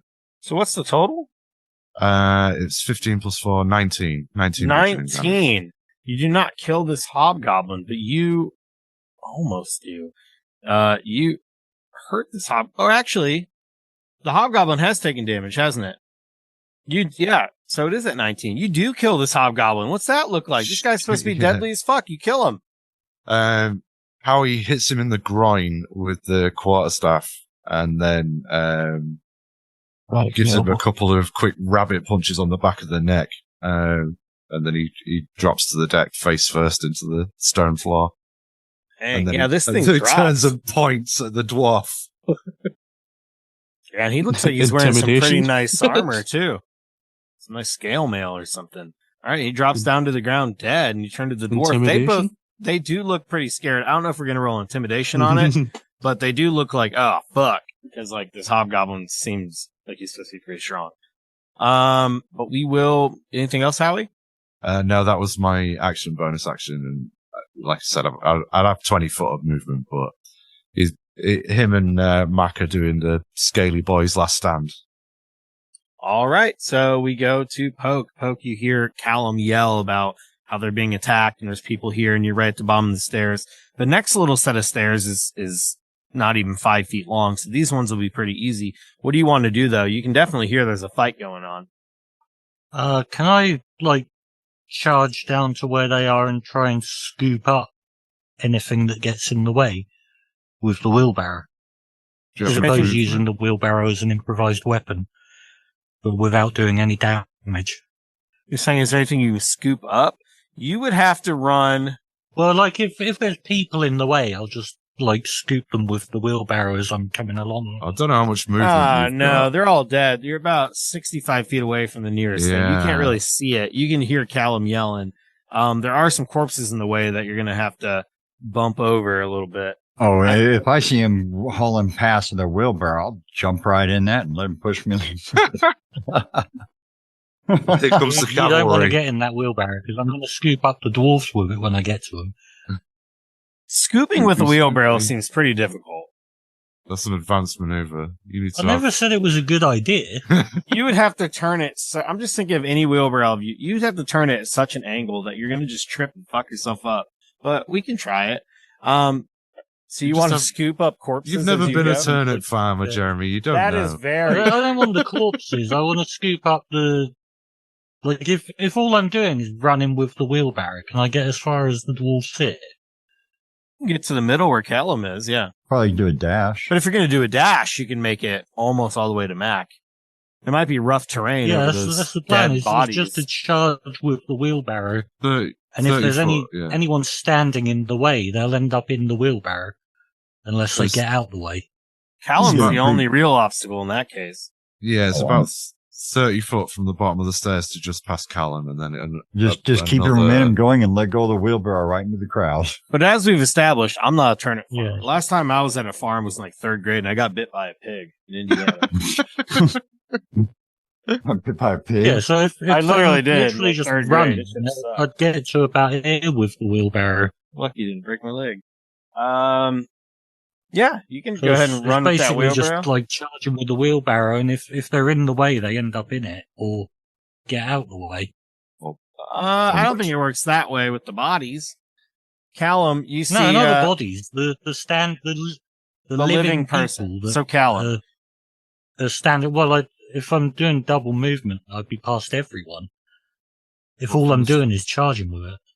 Yeah, and you can go about 60 feet. So yeah, Callum, you yell, and then you just hear a bump, and then Poke comes charging at you with a wheelbarrow. There's definitely enough space that you could kind of sidestep and let him get past you, but he just comes running over the body of the two bandits. Just keeps going, and yeah, Poke, I think you make it to right about where Mac is, and you have this wheelbarrow, and you see that they are, there's more bodies on the ground, including a hobgoblin, and that you see there's two more bandits they're fighting. Can I jump in the wheelbarrow when it comes by? I mean, no, just because it's not your turn. You didn't, ready in action to do that. But yeah, so Poke, you get basically right into the action. You have this wheelbarrow. But that would be your dash and everything. Is there any other like bonus actions or anything you want to do? No, I don't have any bonus actions.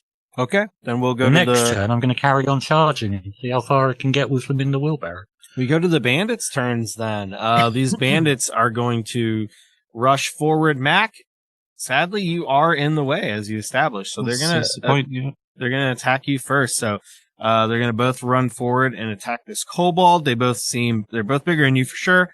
These dwarves, they're gonna both feel pretty confident in these attacks. So we're looking at they're both gonna have advantage. So we have an 18 and a 23 on the first multi-attack, and then we have a 17 and a 16 on the second. Yeah, all four hit. All right, so both these bandits run at you. They hit you with all four. You're gonna take a total of, 7, 13, 14, 15, 21 damage total. All right, I'm down 2 death saves. You're down 2 death saves. Yep. So Went after down you in the drop, second hit. There's no Actually, way. no, I I'm mean, dead. no, I'm I dead. don't think it works that way. I think because it's all Yeah, at you would have once. hit me when I was unconscious. So I'm dead. Yeah, there's no way you could have dodged 4 attacks while he was unconscious. Yeah, so the first dwarf knocked me unconscious, and then the second dwarf finished me off. So Well, you're how did he just- finish up? Did he hit both times? So you have Four no. hits. So you're dead, or you? Yeah, because you fail 2 death saves and you get hit unconscious. So I Oh, got it's 4 death fails. discretion. Yeah, Mac's out. That's fine. Mac So you- has done his heroes thing. So you just have one left then, right? If you take No, two. because I got hit. No, because I got hit twice when I was No, they unconscious. say if you go in by Yeah, you rule need three. You need 3 written- failures. Yeah. So I got hit twice. got hit- So it's like Got hit 4 you times. lose 2 death saves when you get hit when you're unconscious. So I got hit 4 times. Yeah. It's when I was DMing, it's been one of those things that it's always been back and forth with a lot, and it really comes down to rules is written versus rules is cool. I mean, it's up to Jeremy at the end. of the No, day. it says when you get hit by attack in 5th edition, when you get hit by an attack, you lose 1 death save, 1 failure. Oh, okay. So you have 1 left. All right, I've got 1 left. I thought it was 2. It's only a critical hit gives you 2. Yeah. So you are down. You have 1 death save remaining, as you're hit by all of them, and you are down, but you did stop them from hitting Howie. Yep. Callum, it's your turn. You saw Mac jump in front of Howie and then take all these hits as you ran off, and then suddenly Poke came sprinting past you with this wheelbarrow. You run around the corner, and now you see Mac is down. What do you want? Well, I felt kind of bad because I took off if I had a conscience. Everybody, so I'm going to do for him. And plus I dumped him off the cart earlier and he's really upset with me. So I'm going to, do the same thing. I've got that healing potion that, that Howie gave me just a little while earlier. So I will grab it and chuck it down his throat. To Mac? Yep. All right. So yeah, you run over and you pour that healing potion. Go ahead and roll that healing. That's going to be Mac. You want to roll it? It's 2d4 plus 2. Yeah, everything How on is- C just says if you take damage while unconscious, it's Nice. 1 death save. Yeah, no, I always thought it was 2. It's Well, I think it's the not reason it's why not is my crit because- because you're out. So Is that how it was in 3.5? No, I think it's I'm not because sure. if you're on the ground unconscious, automatic every crit, so hit's a it's- crit so I would have been out. if you went that route with it. But it's up to you. It's your game. Yeah, I've never played it that way ever. No. 'Cause I assume if someone's down, you just get advantage on the hit. I was going to reference critical role, but you've not seen that. So No, you're still alive. all right, I'm awake with 8 HP. Harry was in the middle of a no. Oh, excellent. And then, see the guy, one guy died.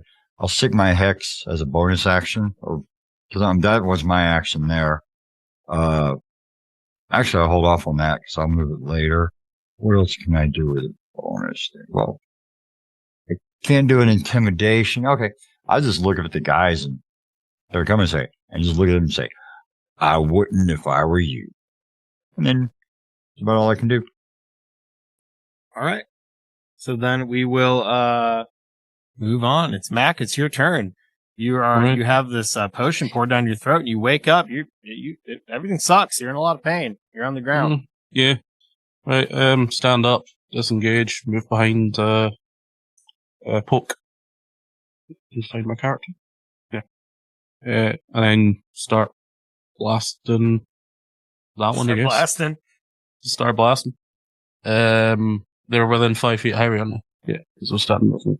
Mm-hmm. Yeah. All right. 25 to hit. That hits for sure. Yeah, I just wanted to check. Maximum damage, so 10 points of damage there. Hell yeah. Oh, wow. So And you then kill that guy. Sneak attack. And then sneak attack 5. So It's the same dude. the guy that knocks me out, I basically like command to roll back to disengage and then just immediately fire just so I can get to my feet. Nice. Anything else? Nah, because I used my bonus action to disengage, so that is me. All right, Howie, it's your turn. You saw That's a Mac disadvantage, almost Howie. die. If it wasn't for Callum, he would have died, but then you got that potion. So does that mean we've used all the potions? Or are we still So yes. there's still one left. one No. left? No, there was 3. I've had one already. And then I've had another one. And then you you used used the other two? one on me. Because I just got knocked again. And then you've given the other one to Max. So they've all How been did you used. manage that? Because I was carrying one of them. Yeah. No, Well, I had 2 the whole time. And so, yeah, okay. and you gave well, me then one. I gave one to Mac. You said you didn't want it. No, I'm talking about in here earlier I got the crap beat Oh, out I did of give, me. yeah, when we got beaten up earlier, I gave you Max. Okay. Well, we lost track of the potions then at some point. Yeah. Well, so we're probably out of them. Yeah, we definitely, 3 potions have been used because I've had 2 and Max had 1. Well, here's the lucky things we had them. Or else the next one, the next group would be coming in to find our bodies. The next adventure. Oh, well. Well, Mac just had a healing potion on him the whole time. Turns out. Cool. Was it my turn now? Or what was happening? I've got lost. I think Max just when he murdered one guy. Yeah, Harry, just finish off that guy. Yeah. Move away. You're on disadvantage because my howl. Yeah, I think since I dropped. I think we're all gonna need hearing aids after this. Gunshots in an enclosed area. Or worse, echoing off. That is my parachute. There it is. Okay. Did you say where's your parachute? My character sheet. Does a 14 hit little Johnny Dwarfo in front of me? Does that hit? Yeah. 14? Yeah. Against Johnny Dwarfo. Yeah, that hits. It's It Johnny did. Dwarfo. Okay, so it's 5.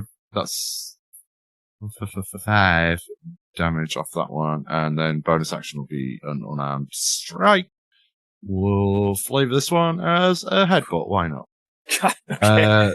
16 for 6 bludgeoning damage. So quarter staff strike for 5, and then a unarmed attack.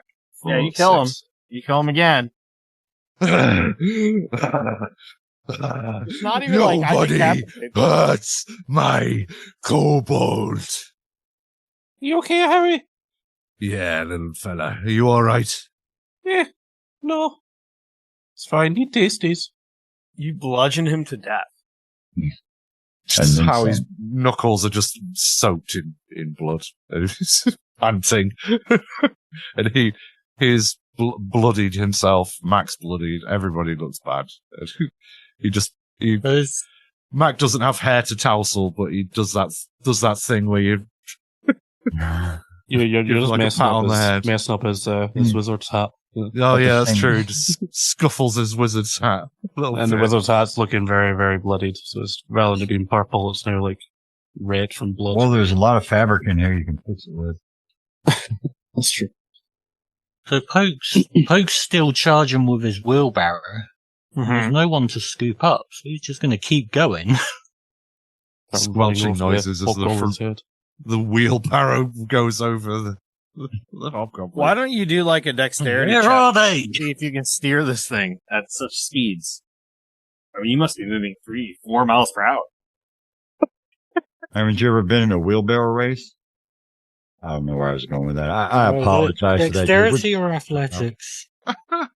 No, it's dexterity, because this isn't about the strength. It's about those hairpin turns. Look at this. You're coming around. You come skidding around that corner. I mean, acrobatics? Do I get a Reaching proficiency speeds. bonus because it's a wheelbarrow?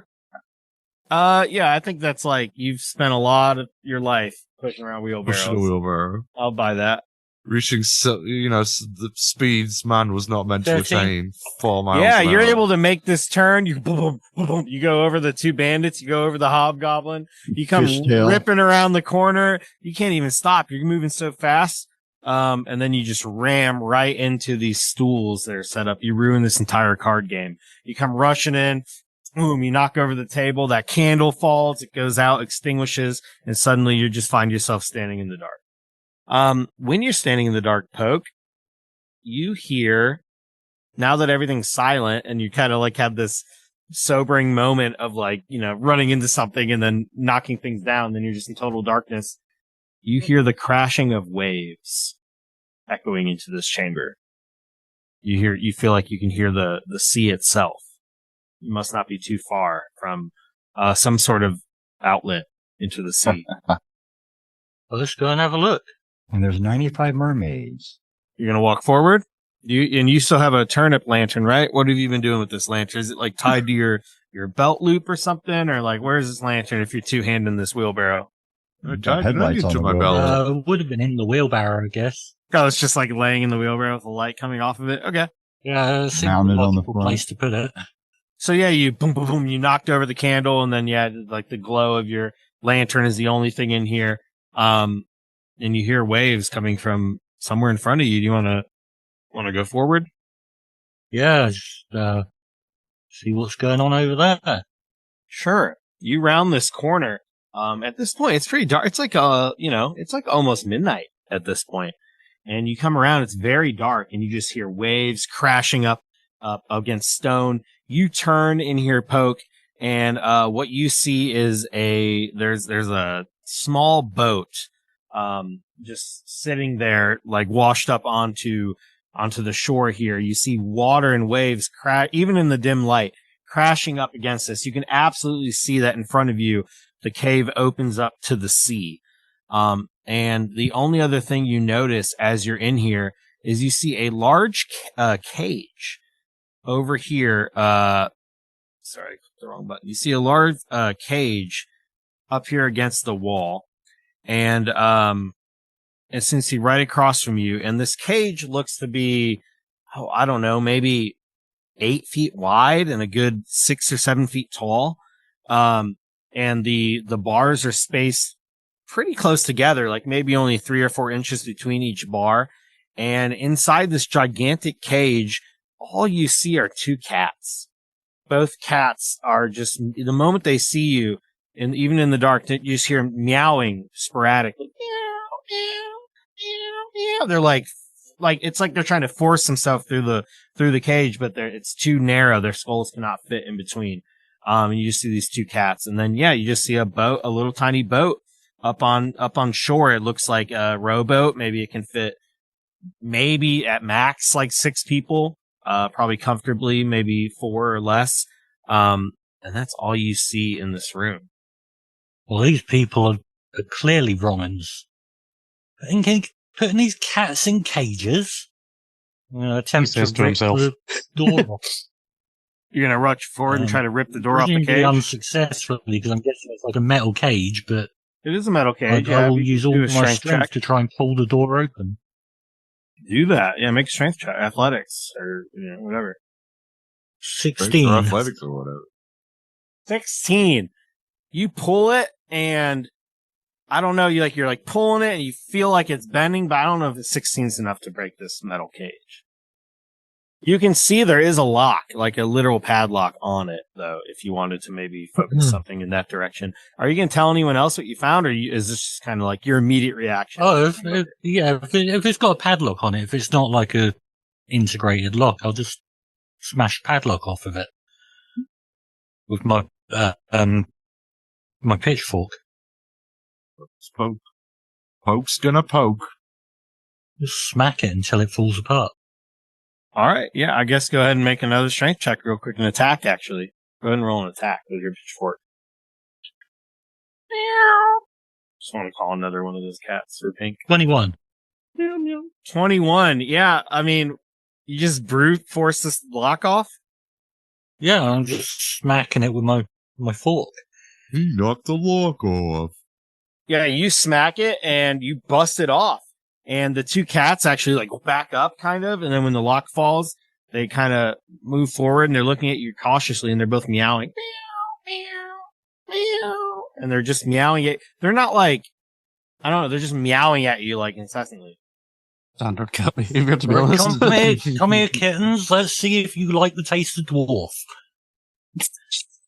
You want to do an animal handling? You're trying to lure these cats? Yeah, I do, because I've actually Push. got animal handling. Ooh. They're not even turnips. Turnip handling. Turnip husbandry. Turnip husbandry? 13. Can I feed them some dwarf? Taking that in college. Well, do you have dwarf on you? I don't know that you have dwarf meat on you. You've got No, dwarf but on. there's some like around the corner. I can go and get it. You can get it if you want. These cats are meowing, like, aggressively. These cats seem meowing. Probably hungry. Let's go get some dwarf meat. Hey lads, there's some cats round here. Yeah, okay. Well, it's a port town. You'd expect it with all the fish and stuff. I probably did this. Oh yeah, but they was in a cage. Why don't we look to see? Anyways, give me some As of this. soon as dwarf you meat say for that, them. you just feel you hear a pop, and then there's an intense pain in your back. You're hit for 4 force damage. What the? Did y'all just see that? When There's that a happens, the down here. cats run back. They actually both run back into the cage, even with the door open. And Poke, you turn around and yeah, if you look, the cats ran back into the cage and you got hit for 4 force damage. Someone just hit me in the back. Well, you took off and you ran right through here. Come running back talking about cats. You get knocked forward. I have no idea what's going on, but this big guy right here, he may have some stuff on him that you might be able to use. Like his big old Yeah, sword. well, there's someone still here. We need to go and deal with them first. Oh, is it? Where'd you see somebody? Where did the force damage come from? Like what direction? I think that was to Jeremy. So which direction? Yeah, why did they hit? Oh, it Yeah, definitely like, came from behind where- you. where It definitely am I came going if I from. want to go and- It seemed like the moment you turned around to go grab the dwarf meat and you started walking back up this hallway, the moment you turned your back on the room, with the boat and with the cats, you got hit for 4 force damage. And then the cat, if you look back, Oh, so about the here. cats were in the cage. Yeah, like right there, you got hit right in the back. Oh, so I wouldn't even have got to the dwarves. Right, I'll turn back around then. Yeah, and when you turn around, you see the cats are in the cage, and they're just like, if anything, they look scared. Who done that?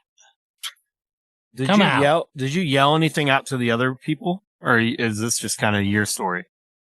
I mean, if I just didn't know if you yelled out to the somebody rest in of the your back, I team, wanna- or if you're just like, because you haven't alerted anyone about the cats or anything, right? No, I was kind of like metagaming. I was yelling about the cats as I was walking away, but then something hit me in the back. So Okay, I just want to see if anyone heard anything, and then here I added a boat. Yeah, I wasn't sure where all this was happening at any given time. So We probably heard some kind of. Well, we probably heard him banging the stuff, beating up the log. I'm sure we'd have heard him shouting if we're not that far away. He's in a Yeah, cave. if he was shouting, you would all hear him. But then, yeah, I mean, you turn around and you don't see anything. You just see the cage, and the only thing I can say you notice for sure is the cats are in the cage again. The door's still open how you left it, but they're like hiding towards the back. That's kind of where the cage is right there. Max is gonna jump on Harry's back. Can't be bothered walking any further. That's fine. Howie's gonna. So there's someone here, but I can't see him. Oh, Are you hollering this? I guess we're moving. Yeah, Howie was gonna check the hobgoblin, but this is much more important. So You can check it if you want, but as you lean down to start investigating, you just hear a shout from Poke. yeah, so a shout from Poke would override the urge to loot. So if Poke's in danger, Mac would Howie would go and bring Mac with him de facto since he's on his back. What's going on in here then? Something about cats. There's some invisible person in here. Howie squints. He's not particularly optimistic about his chances of spotting anything, especially being drunk and then recently rezzed. They got a couple of cats in that cage. I went to let them out. I come back to see you lot. And as soon as I got to where I am now, I got hit in the back with something. You saw some cats? Well, they're in that cage, right? I'm more bothered about what's hit you in the back. Poke and Howie are close enough. You can both... Howie, you run around, and since you've entered into this final alcove, you can see the cage with the cats. I think Mac and Callum are still a little bit too far back to see them right away. I'm on Harry's shoulder. Oh, okay. So then Mac and Howie, you can see it too. Callum, you're just seconds behind. But yeah, Howie and Mac, you see the cats in the cage and all that. Can I have the three of you, so everyone but Callum, make a perception check? Abso-friggin-lutely you can. In theory, good at that. 21. Well, you have disadvantage. You're drunk. Okay, that's true. Don't get too excited. I've still got a +5, so. We're on equal. I rolled a 1 and got with a +5 and 6. You want me to roll a D100? Sure. I mean, I was gonna probably jump off and look for traps, but yeah, we'll do this instead. All cows within 1,000 miles become sentient. Well, you can still do that. I just want to see if you notice anything, but like just from being in the general area before you do things specifically. This is me just helping you all out. Yeah. You rolled an 8. So Mac has an 8. Gerundu, you got a 6, and I then got a 6. Well, I rolled you rolled a D100. Yeah, the 8 was from the D100. You're looking up, and Gerundu, you're drunk, first of all. Or you're not drunk, Gerundu, maybe, I don't know. But Howie, you're drunk for sure. And Howie, you're looking up, and you're just looking at those stalagmites, and you're thinking like, I bet there's someone up there. You know, I bet it's one of them roper motherfuckers. You've heard about them. There's these monsters that hide in the ceiling, and they're super dangerous, and you think it might be one of them. I'm telling you, lads, there's something up there. What about you, Mac? What'd you get? You got an A, and then what did we get with Poke got a 14. Poke, you are the only one that seems to notice what's going on a little bit. You see that little rowboat move. You're looking, and then you see like there's like the loud noise, the waves constantly crashing up against the inside of this cave every couple seconds, as the tide comes in, and then suddenly you see this rowboat go back a couple feet, like a foot at first, and then you notice one of the rows are moving, and then it goes back another foot, and then you see the rows are moving. And Poke, you notice there's something invisible rowing this boat backwards. It's only moved back about 2 feet, but if it gets out of here a little bit further, it might get away. Could I go and grab the boat? Yeah, if you want to run over there and try to, just like grab the front of it. Yeah. Yeah, sure. It seems to be moving. As you get closer, make an athletics check. Let's see if you can stop this boat from rowing back. I will say the tide is on your side as it keeps crashing into the entrance of this cave every couple seconds. So, go ahead and roll for that. See if you're strong enough. 8. An 8. You grab the front of this boat, and it's like you're not really holding it still as much as you're maybe just stabilizing it a little bit. And then I'm going to need you to go ahead and let's see how this spell works. Oh, it's just a regular spell attack. Does a 24 hit? I'm assuming it does. Yeah, 24 hits. You just suddenly get blasted for 12 damage. Yikes. I am dead. Actually Well, I'm dead? unconscious. Oh, okay. So you grab No, the front of it? I'd be on -4 hit points. So, just unconscious. So the rest of you will see Poke run over, grab the front of this boat, and then there's just suddenly just this blast of light that initiates from the front of the boat. And Poke drops down to the ground unconscious. Would that break the concentration on invisibility? Would we see something there? Yeah, as soon as that happens, you see that there is a person sitting in that rowboat, and they start rowing backwards. And it looks like the spellcaster you all saw before. The one that ran away in the very first room, the one that was casting the magical darkness. Okay. We roll an initiative, or we got? Yeah, let's go ahead and time for roll an action? initiative. That makes sense. 12 for me. Let's see. Caleb got a 19 for initiative. Killing got a 19, okay. What else we got? We got a 15 from Poke, who is currently unconscious. Uh-oh. Sorry, Caleb, what did you say you got? I got a 19. 19. What about Mac? It's a Ooh, 22 is really good. And how we got that 12. Okay. So Got that 12. Oh, you know, we got that 12. All right, Mac. As usual, you're the fastest one here. You see that there is a person in that boat, and they're starting to roll away. I've got a flask of oil. Okay. I'm excited. I just I'm hear just where gonna this goes. light that and then just chuck it onto that boat. Okay. Grabbing the torch from my mage hand. Yeah, I guess the only thing we need to calculate here is if you hit. So go ahead and make a So, dexterity? yeah, right, I like guess. yeah, it's like an improvised ranged attack. Yeah, sure. So is that my +6, I guess. 18. Pretty good with that. Hell 18. yeah. That hits. How much? So you throw this oil. It's just a at flask of oil. You can decide what it does. I lit it, and it's like a flask. So basically, just did a Molotov cocktail with the oil, and it's nice spreading across the boat. So what we're gonna do is we're gonna treat that as a firebolt, and then we'll let it persist after the first turn. So go ahead and roll 1d10 fire damage. 10. 5. 5. All right, so you immediately hit this person with a flaming bottle of oil, and he lets out this yell of pain, and then the front of the boat catches on fire. So this boat is burning, and this person has taken the 5 fire damage so far. Is there anything else you'd like to do, Mac? Yeah, I'm just gonna slide off Harry's body. I'm just gonna hide. Okay, you're gonna hide. Oh, that's not one. Ooh, natural 1. So yeah, you go to hide, and you're not very good at hiding. So 43. 43. Yeah, you fail that hide. I think you get behind Howie, but Howie is slouched over, half drunk. Oh, I think Howie's looking up. Yeah, look at the Ceiling, start right? lights. That's why I'm so low in the initiative order. That would make a lot of sense.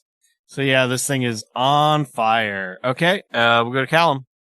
All right, I'm going to cast Command. Okay. Since he's person, and they need to do a Wisdom saving throw. Okay. And let's see, it's DC 13, I believe. Yeah. And I'm just 7. All right. Not for any particular reason, but it's going for the mechanic. Strip. So for the next round, their next turn, he, she, it's going to be taking off whatever they can. They're going to drop what they have, start taking off their clothes. Okay, and command, it just, after they fail that initial roll, they just do what you say, basically, as long as they don't harm themselves? Is that how it works? Yeah, pretty much. Okay. It says, see, and it's a one-word command. So I figured, my thought process is they're going to be busy doing that, and then if they had anything on them they needed, spell components or whatever else, they'd have to pick it back up. Okay. So you're lucky they're not trying to strip the lacquer off this boat. They do start to strip their clothing. Right. I was thinking declothe or disrobe or something like that, but I figured strip kind of gets more of the feeling of what I was going for. I don't need a disco ball coming down and some bow chicka wow wow music playing. Yeah, this human stands up and just starts stripping. Just first thing comes off is the shirt, one button at a time. Just starts popping these things off, starting to take off that shirt. Next thing you know, you see the hand reaching for the pantaloons. Anything else? Still have hex. Oh wait, that's not a. Okay, yeah, that's not concentration. I don't think I have concentration. Yeah, I'll just go move my hex on her as a bonus action. Him. It. And that's it. Oh, wait. Oh, dang, I can't stabilize Poke. It already went. Okay. Yeah, I'll move up toward Poke is. And I just lost my token. Strange. Can you guys not see the person on the boat? No. No. It's probably hidden under the boat. There you go. That's very weird. Like you were just hiding underneath the boat the whole time. Hello. Hello. I'm all right. wet. I'm hot. That's what, as he's I'm stripping. stripping. I'm wet, hot, and stripping. I'm It's dripping. getting He's wet stripping. in here, so take off all my clothes. Adam, that's the name of the episode title. Oh, no, actually. Poke in his Da, barely da, da, conscious, like unconscious state thinks he's died and gone to hell. Fire in front of him, someone stripping in the fire. Well, Poke is unconscious, right? Yeah. Go ahead and roll a death save, Poke. Is that just a straight D20? It is. Yeah. Yes. If you get a natural 20, you're up. You get a natural 1, you got 2 fails. Anything else? We'll see. Ooh, 11. 11. 1 success. Whoa. Is that 11 or is that 2 natural ones put together? Nah, that's an 11. Shut that shit down. So now it's that person's turn right before Howie. With this command rule, do I gotta do anything on their turn? That's what they have to do on their turn is what I told them. Oh, that's what they do on their whole turn. There's no like break free from it. That's what it says here. And just in case I pulled it up, and it says you speak a one-word command to a creature you see within range. The target must succeed on a wisdom saving throw or follow the command on its next turn. Okay, yeah. So they're just stripping, dancing. They might even be humming to themselves a little bit. All right, Howie, it's your turn. Harry's gonna walk to the shore and use the boat hook he's been carrying around this entire time. Whoa.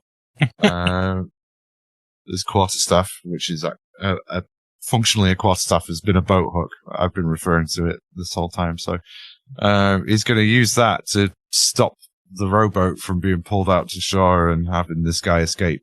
And he wants to use the boat hook into the prow of the burning boat to hold it steady and stop young fella me lad from rowing out to sea.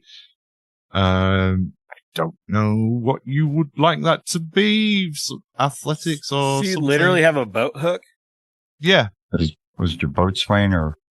So it's just Where did you get this boat hook? it's That's his it's weapon. it's his quarterstaff. Is what he's been carrying the whole time. It's Oh, just that's got- great. He flavored it, yeah.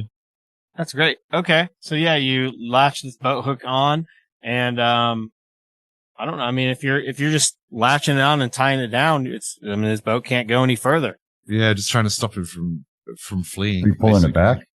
Yeah, just pulling it back into shore because if we can recover his body, we can go through his pockets. Great. Anything I'm else? thinking. Does that dedicate your whole well, action to that? I Well, he's still mean- alive. I don't know if you. I think it would I- take your action for sure. Yeah, if you have a bonus for action. sure, but I don't think on my bonus action, I don't think I could reach him with an unarmed strike over the prow of a burning rowboat. So, I guess. Bring some more wine. No, movement. yeah, there's nothing I can really do that's useful. So we'll just call it there. Okay. And, Mac. Are we Your turn. doing another 1d10 of damage? Or is that just my for one thing? So it's on fire. Let's Environmental see. damage, is it not 20, I guess, or Yeah, well, I want to see. So he's just stripping, so he's not going to be able to dodge anything. Yeah. So go ahead and just roll 1d10. He's just standing in the flames, stripping. Yeah, would he still do that? Taking damage. I don't know if that would work. Does the That command inflicts damage. after taking damage, does it break it? No, it just says I can't tell him to hurt himself. Like Yeah, I can right. tell him to get into the fire. He's just stripping in the fire, and he takes 7 more damage.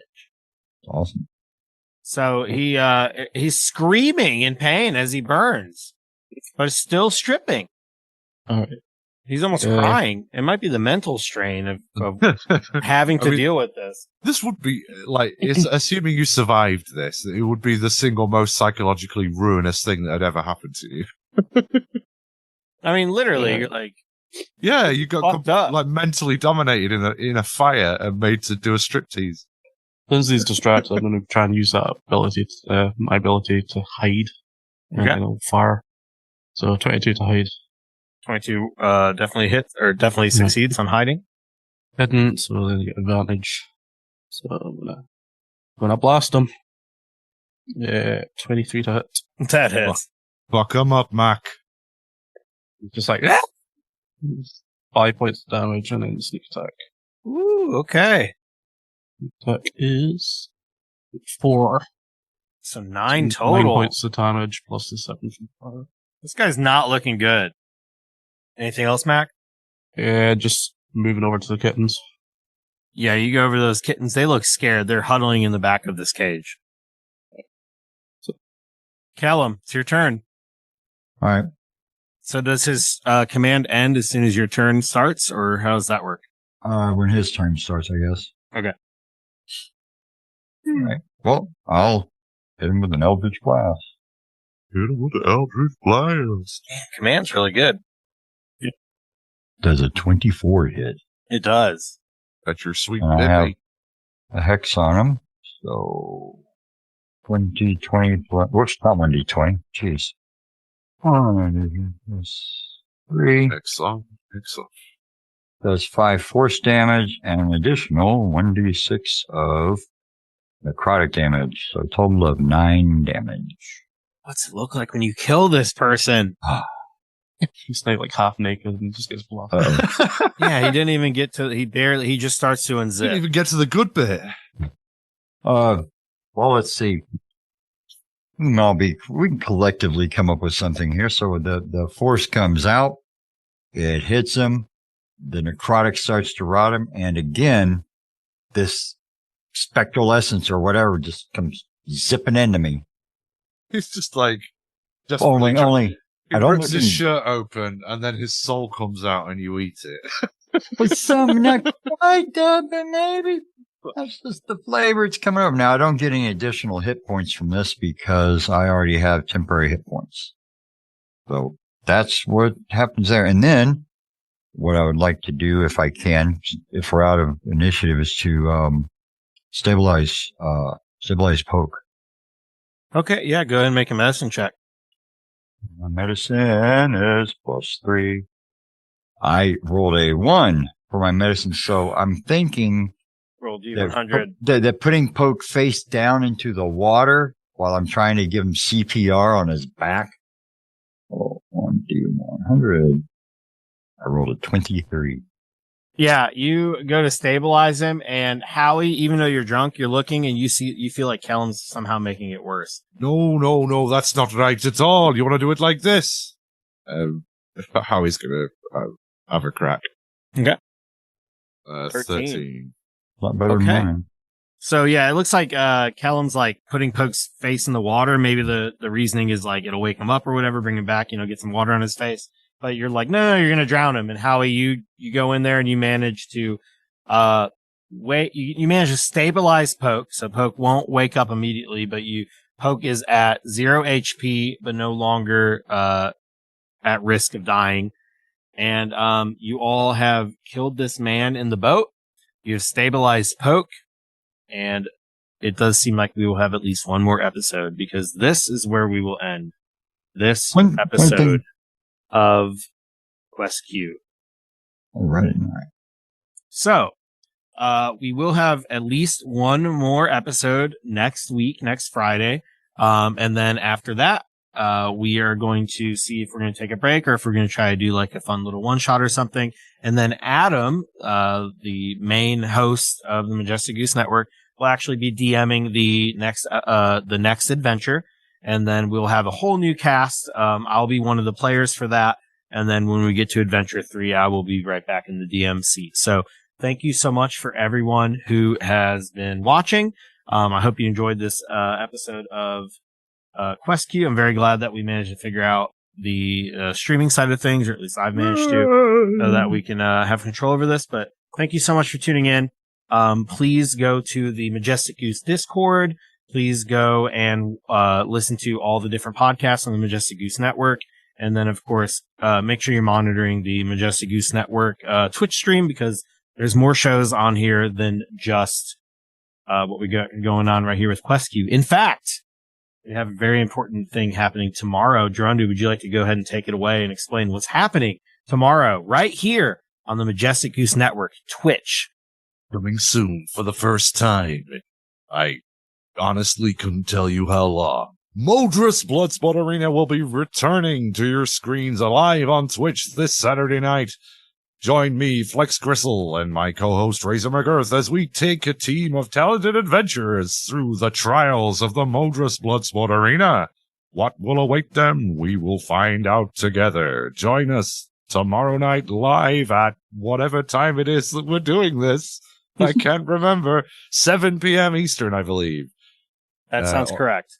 That sounds about right. Thank you. Thank you, Clancy, for confirming that for me. And yes, you'll join me, Gerundu, and Adam. We're going to co-DM a 2-hour-long spectacular in the arena of Modrus.